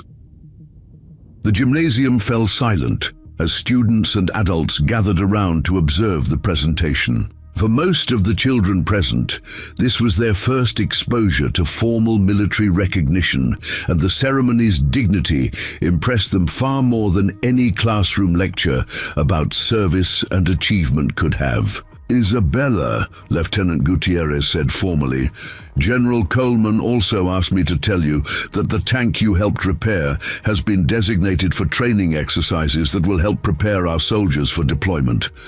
Your diagnostic work has a direct impact on military readiness and soldier safety." Isabella accepted the plaque with the same gracious dignity she had shown throughout her unexpected rise to local prominence. "Thank you, Lieutenant Gutierrez. Please tell General Coleman that I'm glad I could help." The simplicity of her response, focusing on helpfulness rather than recognition, struck everyone present with the kind of moral clarity that adults often struggled to maintain in complex situations. Isabella's priorities remained consistently focused on solving problems and helping people rather than on accumulating praise or building her reputation. Miguel Rodriguez watched his daughter accept military recognition with a mixture of pride and protective concern.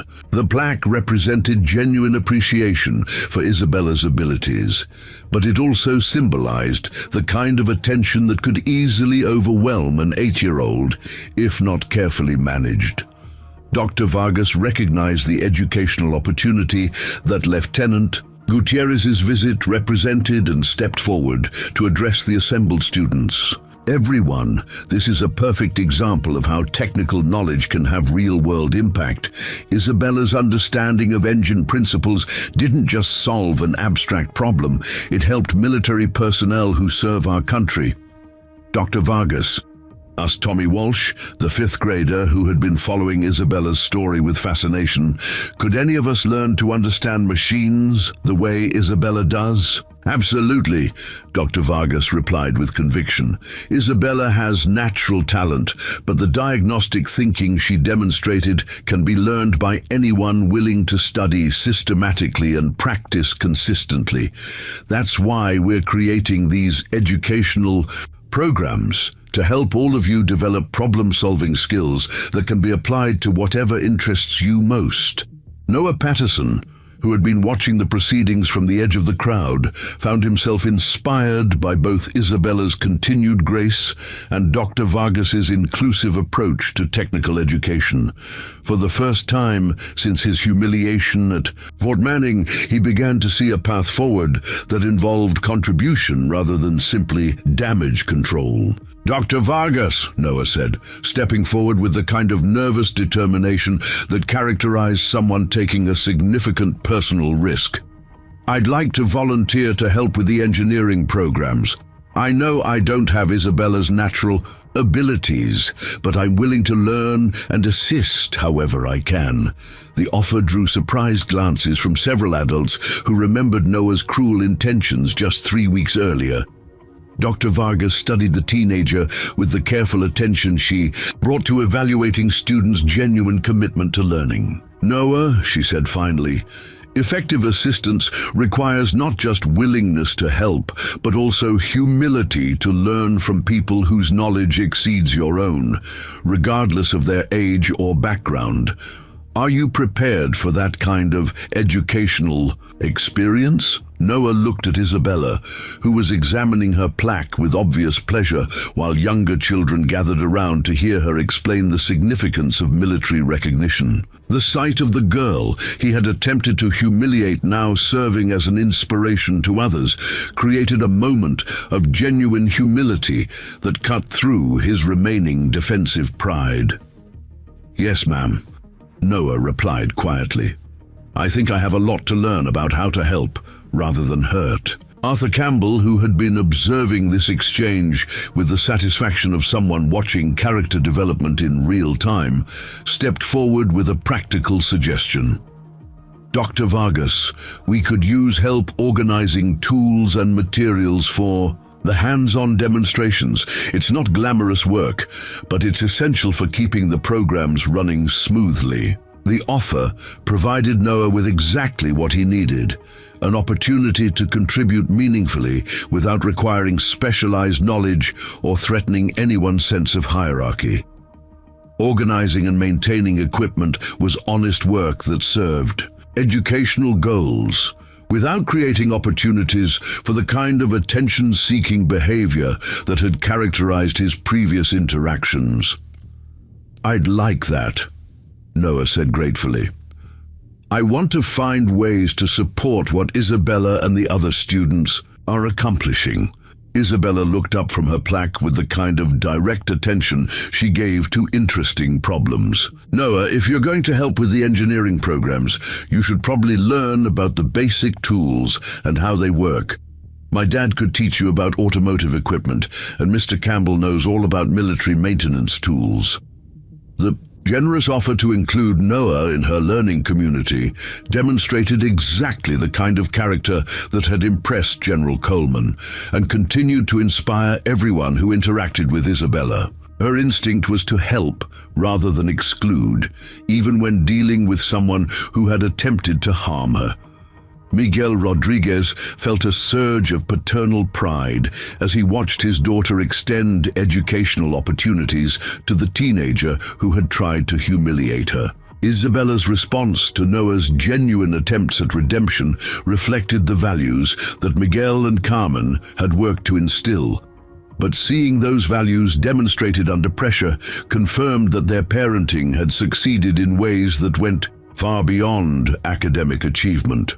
As Community Engineering Day continued and students rotated through various demonstrations, the event began to fulfill Dr. Vargas's original vision of creating educational democracy, where technical knowledge could be shared across social and economic boundaries. Isabella's initial success had provided the catalyst, but the real transformation was occurring in the gradual recognition that engineering thinking could benefit everyone regardless of their background or career aspirations. The day's activities concluded with a group presentation where students shared what they had learned from the various demonstrations. Isabella's contribution focused not on her own achievements, but on the collaborative nature of problem solving, emphasizing how different people's knowledge and perspectives could combine to create better solutions than any individual could develop alone. "The most important thing I learned today," Isabella told the assembled students and parents, "is that everyone has different kinds of knowledge that can help solve problems. My dad knows about car engines. Mr. Campbell understands military equipment. Dr. Vargas teaches engineering principles. And Lieutenant Gutierrez knows about how these machines work in real military situations. When we share what we know, we can fix more things and help more people." The statement encapsulated everything that the educational programs were trying to achieve. The recognition that technical competence could emerge from any source and that the most effective solutions came from collaborative rather than competitive approaches to learning. As families began loading their cars and heading home through the early evening air, Iron Hill looked like a community that had discovered something important about itself. Isabella's 3 words about fuel injection timing had not only solved a military maintenance problem, but had also triggered a broader transformation in how the community understood talent, education, and the value of different kinds of knowledge. The girl who had simply wanted to help fix a broken engine had inadvertently created an educational movement that would continue growing long after her initial moment of diagnostic insight had faded into local history. 6 months after Isabella's diagnostic triumph, Iron Hill had become an unlikely destination for educators and military personnel studying innovative approaches to technical education. The Rodriguez Auto Garage now housed a small classroom in its back room, where Isabella conducted informal workshops for younger children while Miguel handled routine repairs in the main bay. The combination of practical mechanical work and systematic education had attracted attention from engineering programs across 3 states. Isabella knelt beside a disassembled lawnmower engine, patiently explaining carburetor principles to 8-year-old Marcus Johnson and 2 other children who had become regular attendees at what the community had dubbed Isabella's Engine School. Her teaching style had evolved considerably over the past months, combining technical accuracy with age-appropriate explanations that made complex concepts accessible to curious minds. "See how the carburetor mixes air and fuel," Isabella said, pointing to the small mechanical device that looked impossibly complex to her young audience. "It's like following a recipe, except instead of making cookies, we're making the exact mixture that the engine needs to run properly." Marcus studied the carburetor with the intense concentration of someone trying to understand something genuinely difficult. "But how does it know how much air and how much fuel to mix?" "That's the really clever part," Isabella replied, clearly enjoying the opportunity to explain mechanical principles. "The carburetor uses the engine's own suction to draw in the right amounts. When the engine needs more power, it sucks in more air, which automatically pulls in more fuel too." Miguel listened to his daughter's explanation while adjusting the timing on Mrs. Fleming's Oldsmobile, marveling at Isabella's ability to break down complex mechanical relationships into concepts that elementary school children could grasp. Her natural teaching ability had become as remarkable as her diagnostic skills. The garage door opened to admit Noah Patterson, who had become a regular volunteer at the informal education sessions. Over the past months, his transformation from privileged antagonist to genuine contributor had been gradual but consistent. He now arrived early to help set up equipment, stayed late to clean up, and had developed a surprisingly effective ability to assist with demonstrations, despite lacking Isabella's intuitive mechanical understanding. "Good morning, everyone," Noah said, approaching the group gathered around the disassembled engine. "Isabella, Dr. Vargas asked me to tell you that the university workshop confirmed your carburetor analysis was exactly right. They want to use your diagnostic approach in their freshman engineering curriculum." Isabella looked up from her demonstration with pleased surprise. "Really? That's exciting. Maybe other students will find it as interesting as we do." Noah nodded, still somewhat amazed by Isabella's consistent focus on educational value rather than personal recognition. They also said that the community workshop model we've developed here is being studied as a potential template for rural technical education programs. The conversation was interrupted by the arrival of Colonel Sullivan, who had become a regular visitor to Isabella's informal engineering school. His interest in the educational programs reflected the military's growing recognition that practical problem-solving skills often emerged from community-based learning rather than formal institutional training. "Good morning, Isabella, Noah," Colonel Sullivan said, settling onto one of the folding chairs that Miguel had arranged for adult observers. "I wanted to update you on some developments at Fort Manning that relate to your educational work here." Isabella continued her carburetor demonstration while listening to the colonel, having learned to balance multiple conversations while maintaining focus on her primary teaching responsibilities. "What kind of developments, Colonel Sullivan?" "We've had inquiries from 3 other military installations about implementing similar community education partnerships," the colonel explained. "Your diagnostic success with Tank 47 has been documented as a case study in collaborative problem solving, and other base commanders want to explore ways to engage with local technical talent." Miguel looked up from his timing adjustment, concerned about the implications of widespread military attention focused on his daughter. "Colonel Sullivan, I appreciate the recognition, but Isabella's still just 9 years old. I don't want her becoming some kind of poster child for military recruitment or educational policy." "Understood completely," Colonel Sullivan assured him. "Our interest is in the educational model, not in exploiting Isabella personally. What you've created here, combining practical mechanical work with systematic education, encouraging collaboration across age and social boundaries, that's what we want to replicate." Noah, who had been organizing tools while listening to the conversation, looked up with a question that reflected his growing understanding of educational dynamics. "Colonel Sullivan, what makes this approach different from regular school programs?" The colonel considered the question carefully. "Traditional education often separates theory from practice, creates artificial divisions between different types of knowledge, and emphasizes individual achievement over collaborative problem solving. What happens here integrates all those elements naturally."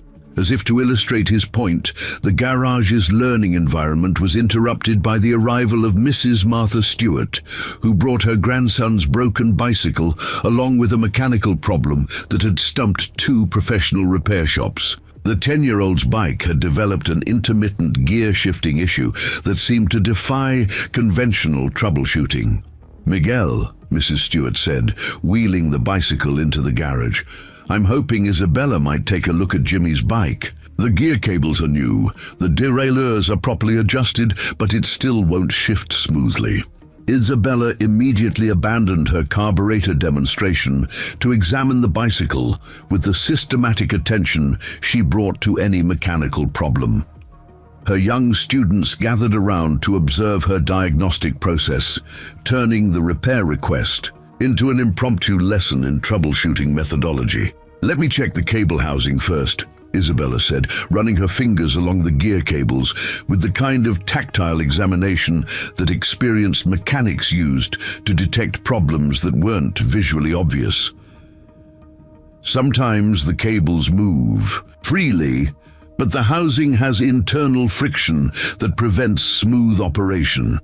Noah watched Isabella's diagnostic approach with growing appreciation for the systematic thinking that characterized all her mechanical work. "Isabella, how do you know where to start looking? You always start with the most likely problems and work toward the least likely," Isabella explained while continuing her examination of the bicycle. "Gear shifting problems are usually caused by cable issues, derailleur alignment, or chain, where you check each possibility in order until you find what's actually wrong." After several minutes of careful inspection, Isabella identified a hairline crack in the cable housing that was creating just enough internal friction to prevent smooth shifting. The problem had been invisible to casual inspection, but detectable through the kind of systematic examination that she had learned from watching her father work. "There's the problem," Isabella announced, pointing to a section of cable housing that looked perfectly normal to everyone else present. "The housing is cracked right here, which creates friction that prevents the cable from moving smoothly." Mrs. Stewart examined the area Isabella had identified, squinting to see the minute crack that had escaped professional attention. "How on earth did you spot that? I can barely see it even when you point it out. Dad taught me that when you can't see a problem, you have to feel for it." Isabella replied simply, "Cables should move smoothly through their housing. When they don't, something's creating resistance." Miguel smiled with paternal pride as he watched his daughter apply diagnostic principles that had taken him years to develop. "Isabella's got better tactile sensitivity than most adults. She can feel problems that other people miss entirely."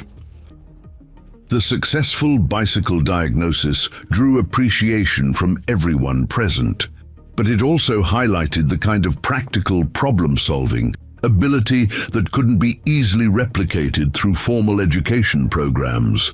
Isabella's combination of systematic thinking and intuitive mechanical sensitivity represented exactly the kind of integrated competence that educational reformers struggled to develop. Dr. Vargas arrived during the bicycle repair, carrying a folder of documents that suggested important developments in the educational programs that had grown from Isabella's initial success. Her presence had become a regular feature of the garage. Workshops reflecting her genuine commitment to community-based technical education. "Isabella," Dr. Vargas said, settling into another folding chair, "I have some exciting news about the engineering workshops we've been developing. The National Science Foundation has approved funding for a 3-year pilot program that will use Iron Hill as a model for rural technical education."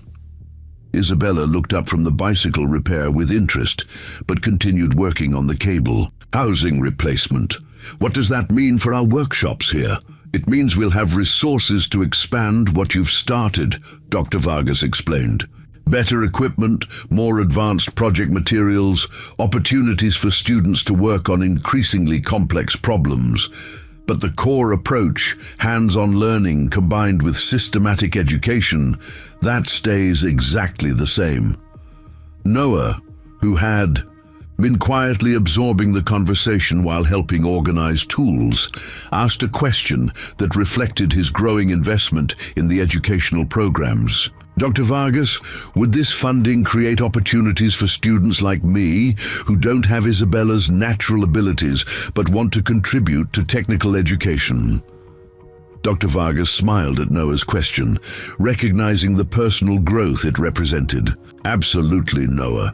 Effective education requires people with different strengths, technical expertise, teaching ability, organizational skills, and the capacity to help others learn. Isabella provides the technical foundation, but successful programs need contributors with many different talents."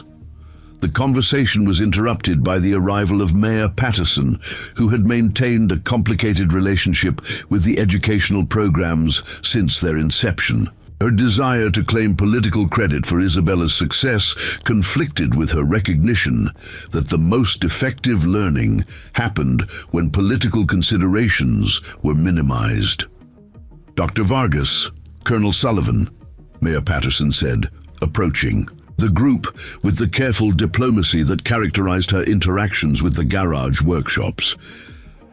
"I wanted to discuss the National Science Foundation funding and how it might affect our community planning." Miguel looked up from his supervision of Isabella's bicycle repair, his expression suggesting wariness about political involvement in educational programs that had succeeded precisely because they remained focused on learning rather than publicity. "Mayor Patterson," Dr. Vargas said carefully, "the funding is specifically designed to support educational activities rather than community promotion. Any political involvement would need to prioritize student learning over other considerations."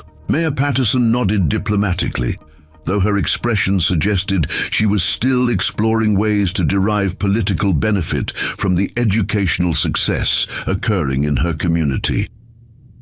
Of course, I'm simply hoping to ensure that Iron Hill receives appropriate recognition for innovation in technical education.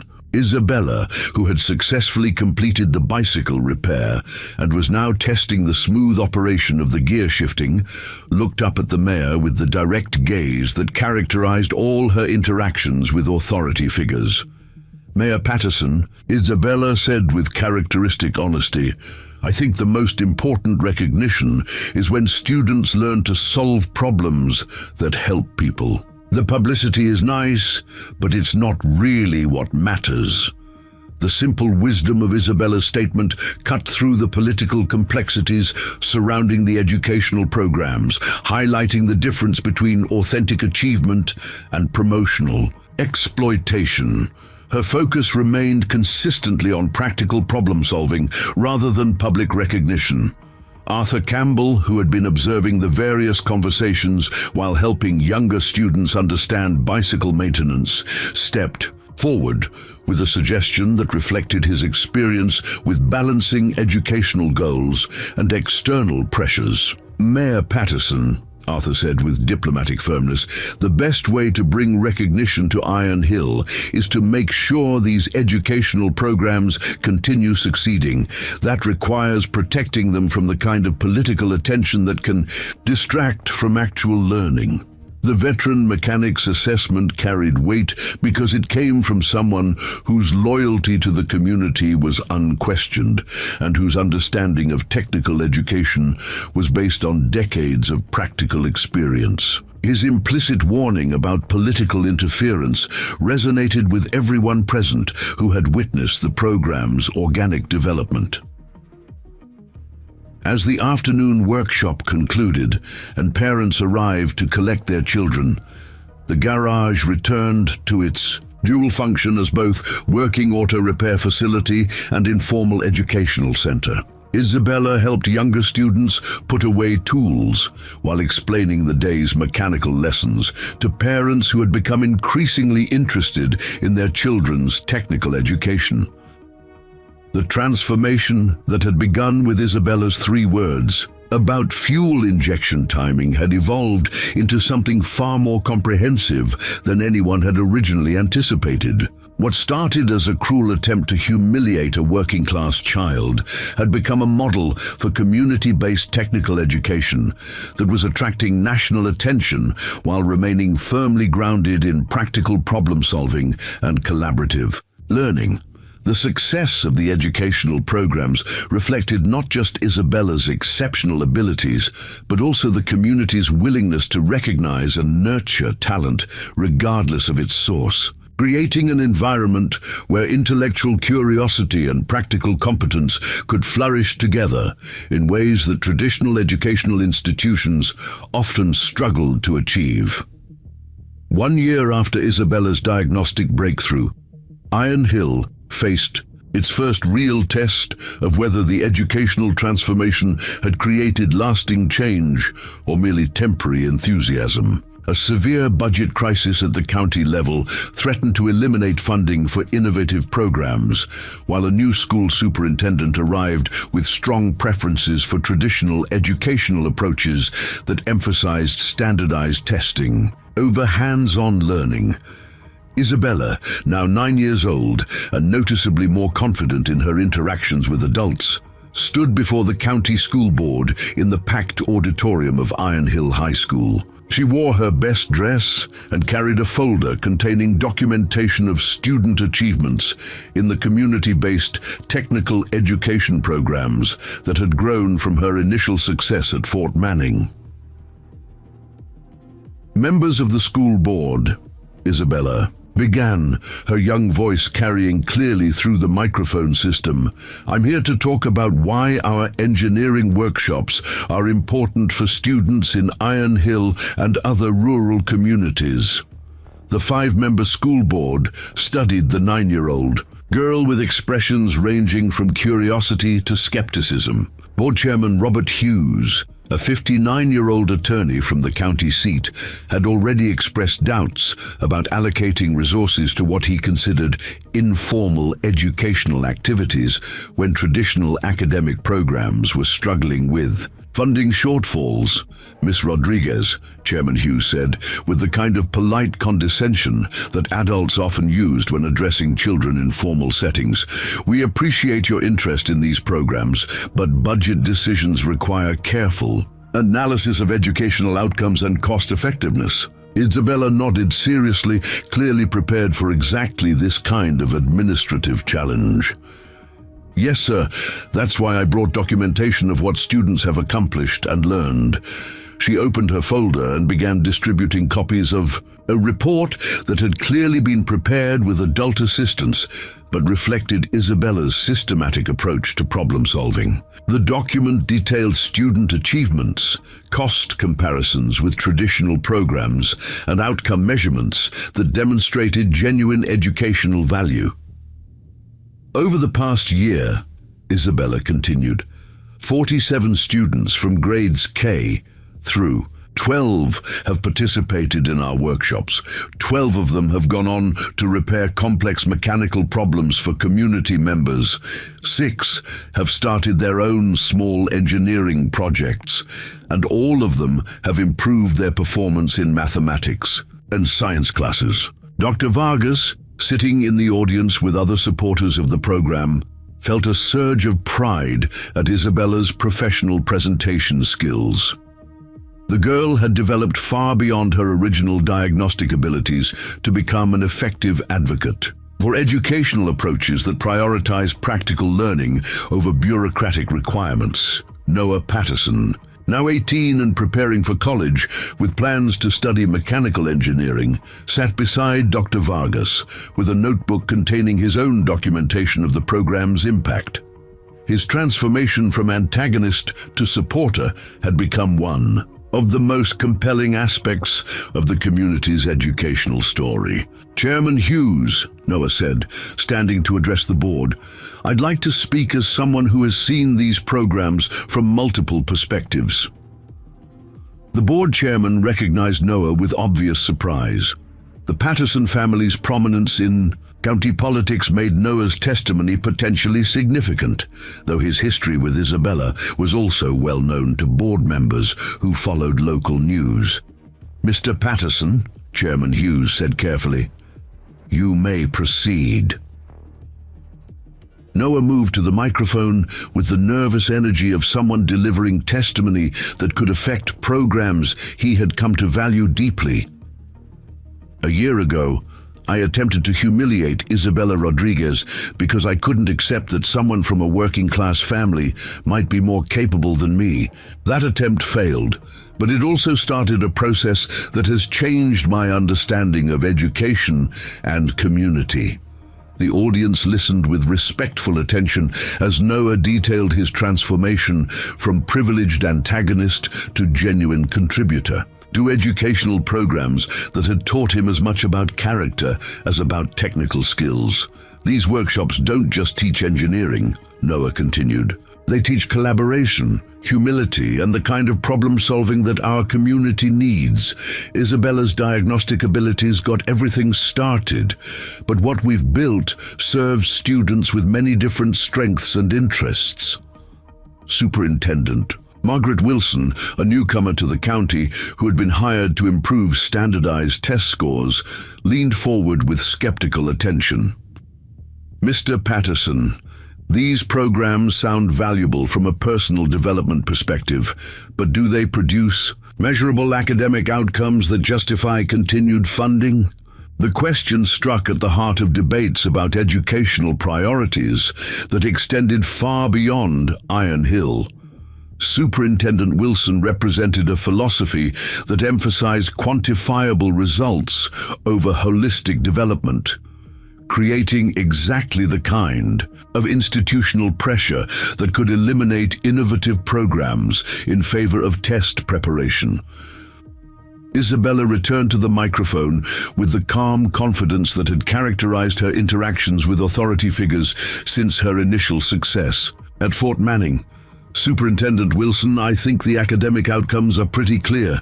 Students in our workshops have improved their grades in math and science because they can see how theoretical concepts apply to real problems.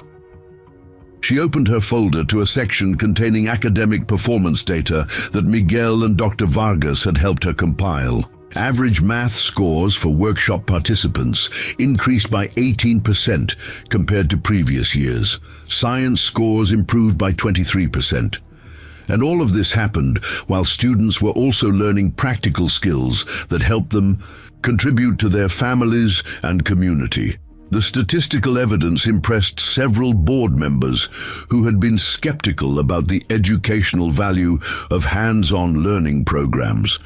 Numbers carried weight in bureaucratic decision-making that anecdotal success stories couldn't match. "Miss Rodriguez," said board member Sarah Chen, a former teacher who had been following the Iron Hill programs with interest, "these are impressive results. But Superintendent Wilson raises a valid concern about resource allocation.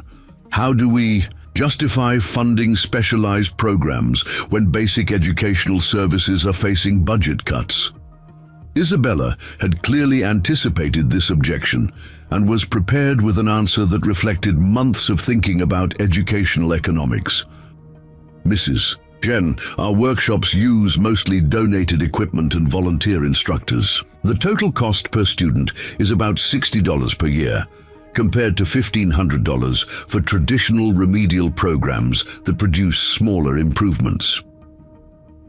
Dr. Vargas provided additional details from the audience, explaining how the community-based approach had leveraged local expertise and resources to create educational value that would have been impossible to achieve through conventional institutional programming. Arthur Campbell stood to offer testimony from the perspective of someone who had spent decades observing educational approaches to technical training. "Board members, I've been working with mechanical systems for over 40 years, and I can tell you that the diagnostic thinking Isabella teaches in these workshops is exactly what employers need from technical graduates." The veteran mechanic's endorsement carried particular weight because it came from someone whose loyalty to practical results was unquestioned and whose understanding of workforce requirements was based on extensive real-world experience. Colonel Sullivan, representing Fort Manning's ongoing partnership with the educational programs, addressed the board from his position near the front of the auditorium. "Ladies and gentlemen, the military's interest in these programs reflects their effectiveness in developing exactly the kind of analytical thinking that our personnel need for complex problem solving." The Colonel's testimony provided external validation from an institution known for rigorous performance standards, suggesting that the community-based educational approach produced results that met professional requirements for technical competence. As the formal presentations concluded and the school board moved into deliberations, Isabella remained at the witness table with the patient attention of someone who had learned to let her work speak for itself. The 9-year-old girl who had begun this journey by simply wanting to help fix a broken tank engine now found herself defending educational programs that had grown to serve dozens of students across multiple communities. Miguel Rodriguez watched his daughter navigate the complex world of educational bureaucracy with a mixture of pride and protective concern. Isabella's abilities had opened doors to opportunities that could benefit many students, but they had also placed her at the center of adult conflicts about educational policy and resource allocation. "Isabella," Chairman Hughes said finally, "regardless of our budget decisions, I want to acknowledge that your presentation has been remarkably professional and well prepared. You've demonstrated exactly the kind of competence that these programs are designed to develop." Isabella smiled politely, but remained focused on the practical outcome of the hearing. "Thank you, Mr. Hughes. I just hope the board will support programs that help students learn to solve real problems."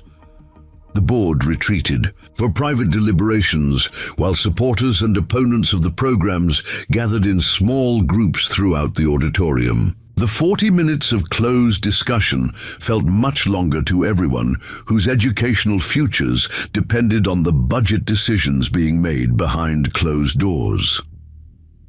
When the board returned, Chairman Hughes carried a document that would determine whether Isabella's initial success had created sustainable educational change, or merely temporary innovation that would be eliminated by bureaucratic priorities. After careful review of the evidence presented today, Chairman Hughes announced, the board has voted to continue funding for the Iron Hill technical education programs, with provisions for expansion to 3 additional schools in the county.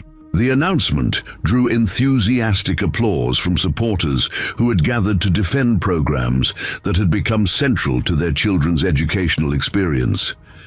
Isabella's systematic documentation of outcomes had apparently convinced board members that community-based learning could produce measurable results while serving students more cost-effectively than traditional approaches. Ms. Rodriguez, Chairman Hughes continued, the board also wants to establish a formal advisory position that would allow you to help other communities develop similar programs. This would be voluntary and age-appropriate, designed to share your insights without creating inappropriate pressure. Isabella considered the offer with the same careful attention she brought to any important decision. Mr. Hughes, I'd like that opportunity, but I want to make sure it doesn't interfere with my regular schooling or my work helping my dad at the garage. The practical conditions Isabella placed on her advisory role reflected exactly the kind of grounded priorities that had made the educational program successful in the first place.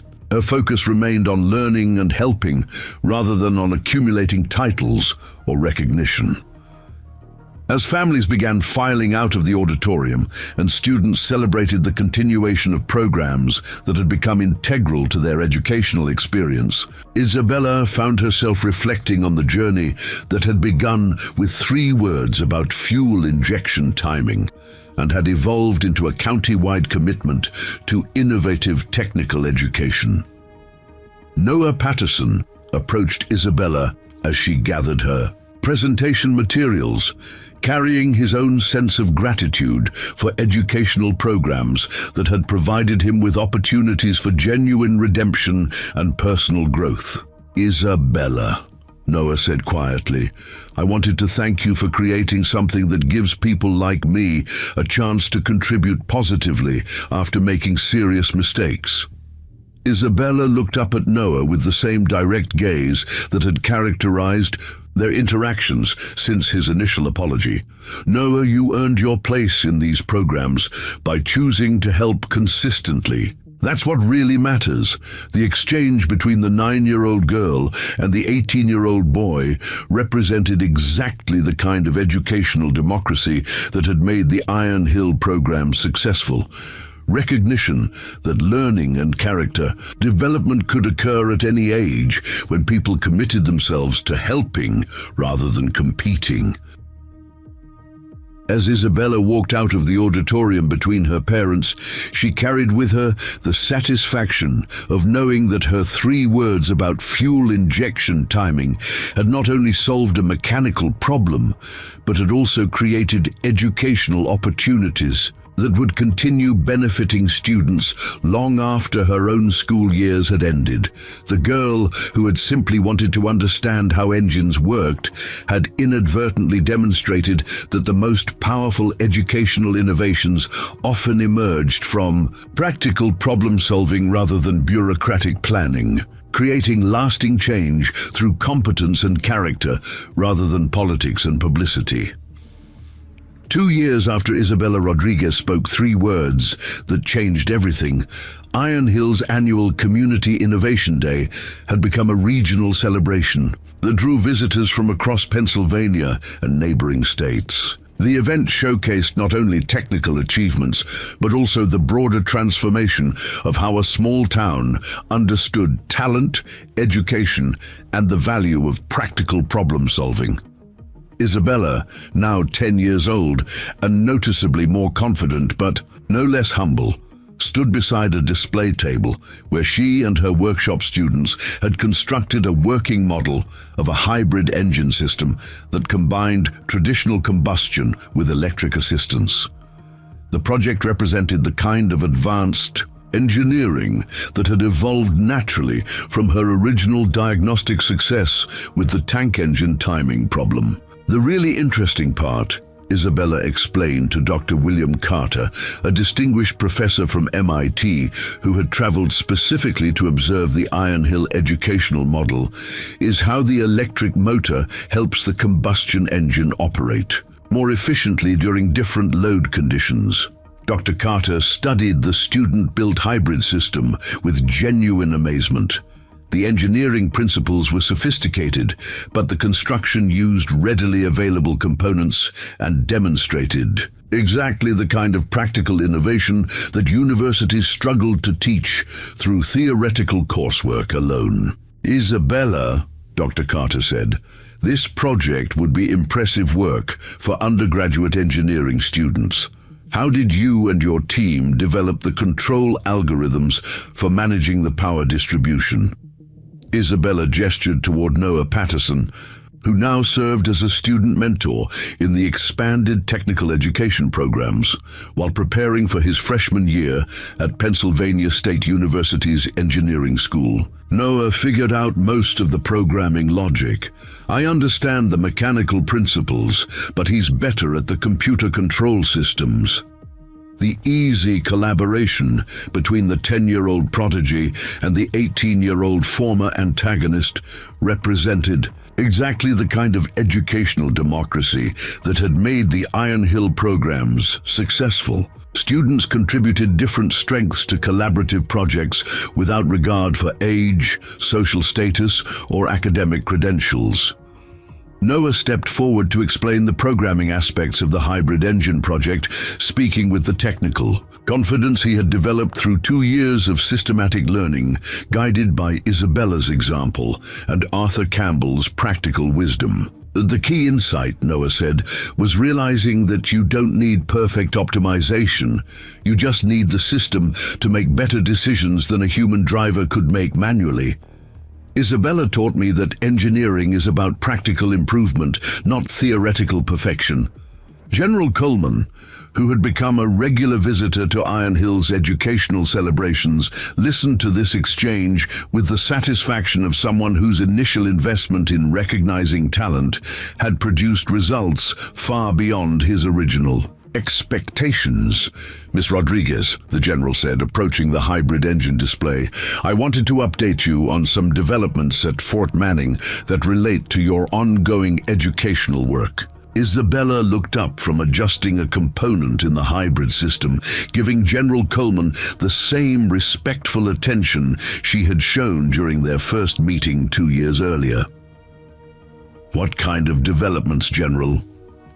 We've implemented community technical partnerships at 6 additional military installations, all based on the model that started here in Iron Hill, General Coleman explained. Your diagnostic approach to the tank timing problem has been incorporated into our training curricula for military mechanics.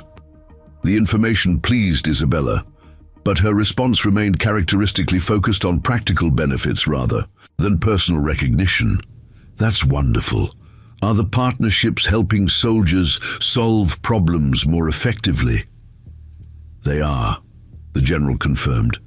But more importantly, they're helping military personnel and civilian communities recognize that effective problem-solving requires collaboration across different types of knowledge and experience. Miguel Rodriguez, who had been observing his daughter's interactions with visiting officials while continuing to run his auto repair business, felt a deep sense of satisfaction at how Isabella had maintained her essential character despite becoming the center of significant attention. She remained the same helpful, curious girl who simply wanted to understand how things worked and assist people in solving problems. Arthur Campbell approached the group carrying a folder that contained documentation of achievements by students throughout the expanded technical education network. At 69, the retired Army mechanic had become something of an elder statesman for community-based learning approaches that emphasized practical competence over formal credentials. General Coleman, Arthur said, I wanted to share some statistics about student outcomes in the programs that have grown from Isabella's initial success. We now have over 300 students participating across 12 communities, with measurable improvements in both academic performance and practical problem-solving abilities. Dr. Vargas, who had spent 2 years developing university partnerships that supported the community-based educational model, joined the conversation with her own folder of documentation. The most significant finding is that students who participate in these hands-on programs show increased interest in STEM subjects generally, not just in mechanical engineering. Isabella continued fine-tuning the hybrid engine while listening to the adult conversation about broader educational impacts. Her ability to maintain focus on technical work while processing complex discussions had become one of her most valuable skills as the programs expanded beyond their original scope. Dr. Vargas, Isabella said without looking up from her engine adjustments, I think students get more interested in science and math when they can see how the concepts apply to real problems. It's easier to care about calculating forces when you're trying to figure out how much weight a bridge can support. The simple wisdom of Isabella's observation struck all the adults present as exactly the kind of insight that educational reformers spent years trying to articulate. A 10-year-old girl had intuitively grasped principles of educational psychology that universities taught through complex theoretical frameworks. Mayor Patterson, whose political standing had been significantly enhanced by Iron Hill's reputation as an educational innovation center, approached the group with the kind of measured enthusiasm she had learned to maintain when discussing programs that had succeeded despite rather than because of political involvement. Isabella, Mayor Patterson said, I wanted to let you know that the governor has asked to visit Iron Hill next month to observe our technical education programs. This will be an opportunity to showcase what our community has accomplished. Isabella looked up from the hybrid engine with polite interest, but obvious concern about the implications of high-level political attention. Mayor Patterson, will the governor's visit disrupt our regular workshops? I'd hate for students to miss learning time because of publicity events. The question revealed Isabella's continued focus on educational substance over ceremonial recognition, highlighting exactly the kind of priorities that had made the program successful in the first place. Her instinct was to protect learning opportunities rather than exploit them for promotional purposes. Dr. Carter, who had been observing these interactions with the analytical attention he brought to studying educational innovations, stepped forward with a question that reflected his growing understanding of what made the Iron Hill model distinctive. Isabella, Dr. Carter said, what do you think is the most important thing that other communities should understand if they want to develop similar educational programs? Isabella considered the question with the same systematic approach she brought to technical problems, clearly recognizing its importance for students in other locations who might benefit from hands-on learning opportunities. I think the most important thing is remembering that the goal is helping people solve problems, not proving how smart anyone is, Isabella replied thoughtfully. When you focus on being helpful rather than impressive, you learn more and create better solutions. The profound simplicity of her answer encapsulated everything that had made the Iron Hill transformation successful, the recognition that genuine competence emerged from service to others rather than competition for recognition. Lieutenant Gutierrez, now promoted to captain and serving as Fort Manning's community liaison officer, approached with information about military scholarship opportunities that had been created specifically for students who demonstrated the kind of practical problem-solving abilities that Isabella had pioneered. "Isabella," Captain Gutierrez said, "I wanted to tell you about scholarship programs that will help students from these community workshops pursue advanced technical education. Your success has opened doors for dozens of other young people." Isabella smiled with genuine pleasure at this news, clearly more excited about opportunities for other students than about recognition for her own achievements. "That's wonderful, Captain Gutierrez. Do the scholarships help students who want to study different kinds of engineering or just military applications?" "All kinds," Captain Gutierrez confirmed. "Automotive, aerospace, civil, environmental, any field where systematic problem-solving and practical competence are valuable."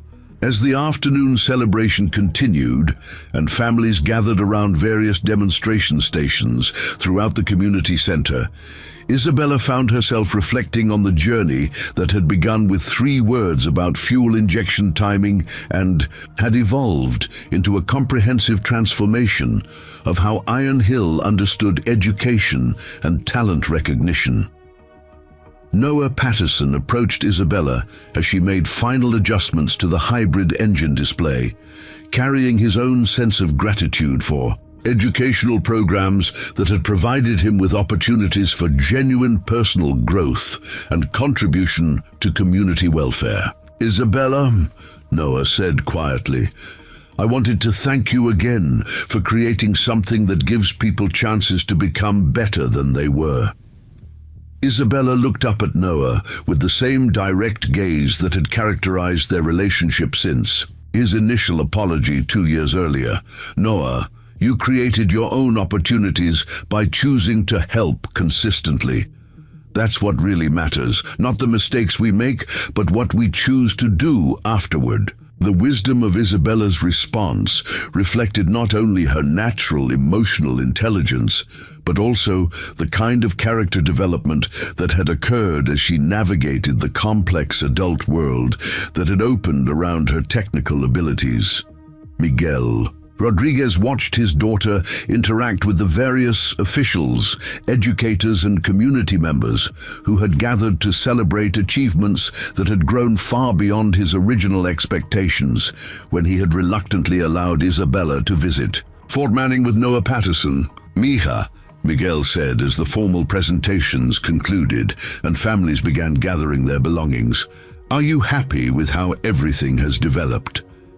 Isabella considered her father's question while carefully packing the tools and components from the hybrid engine demonstration. "I'm happy that we've helped other students learn to solve problems and that our workshops make learning more interesting.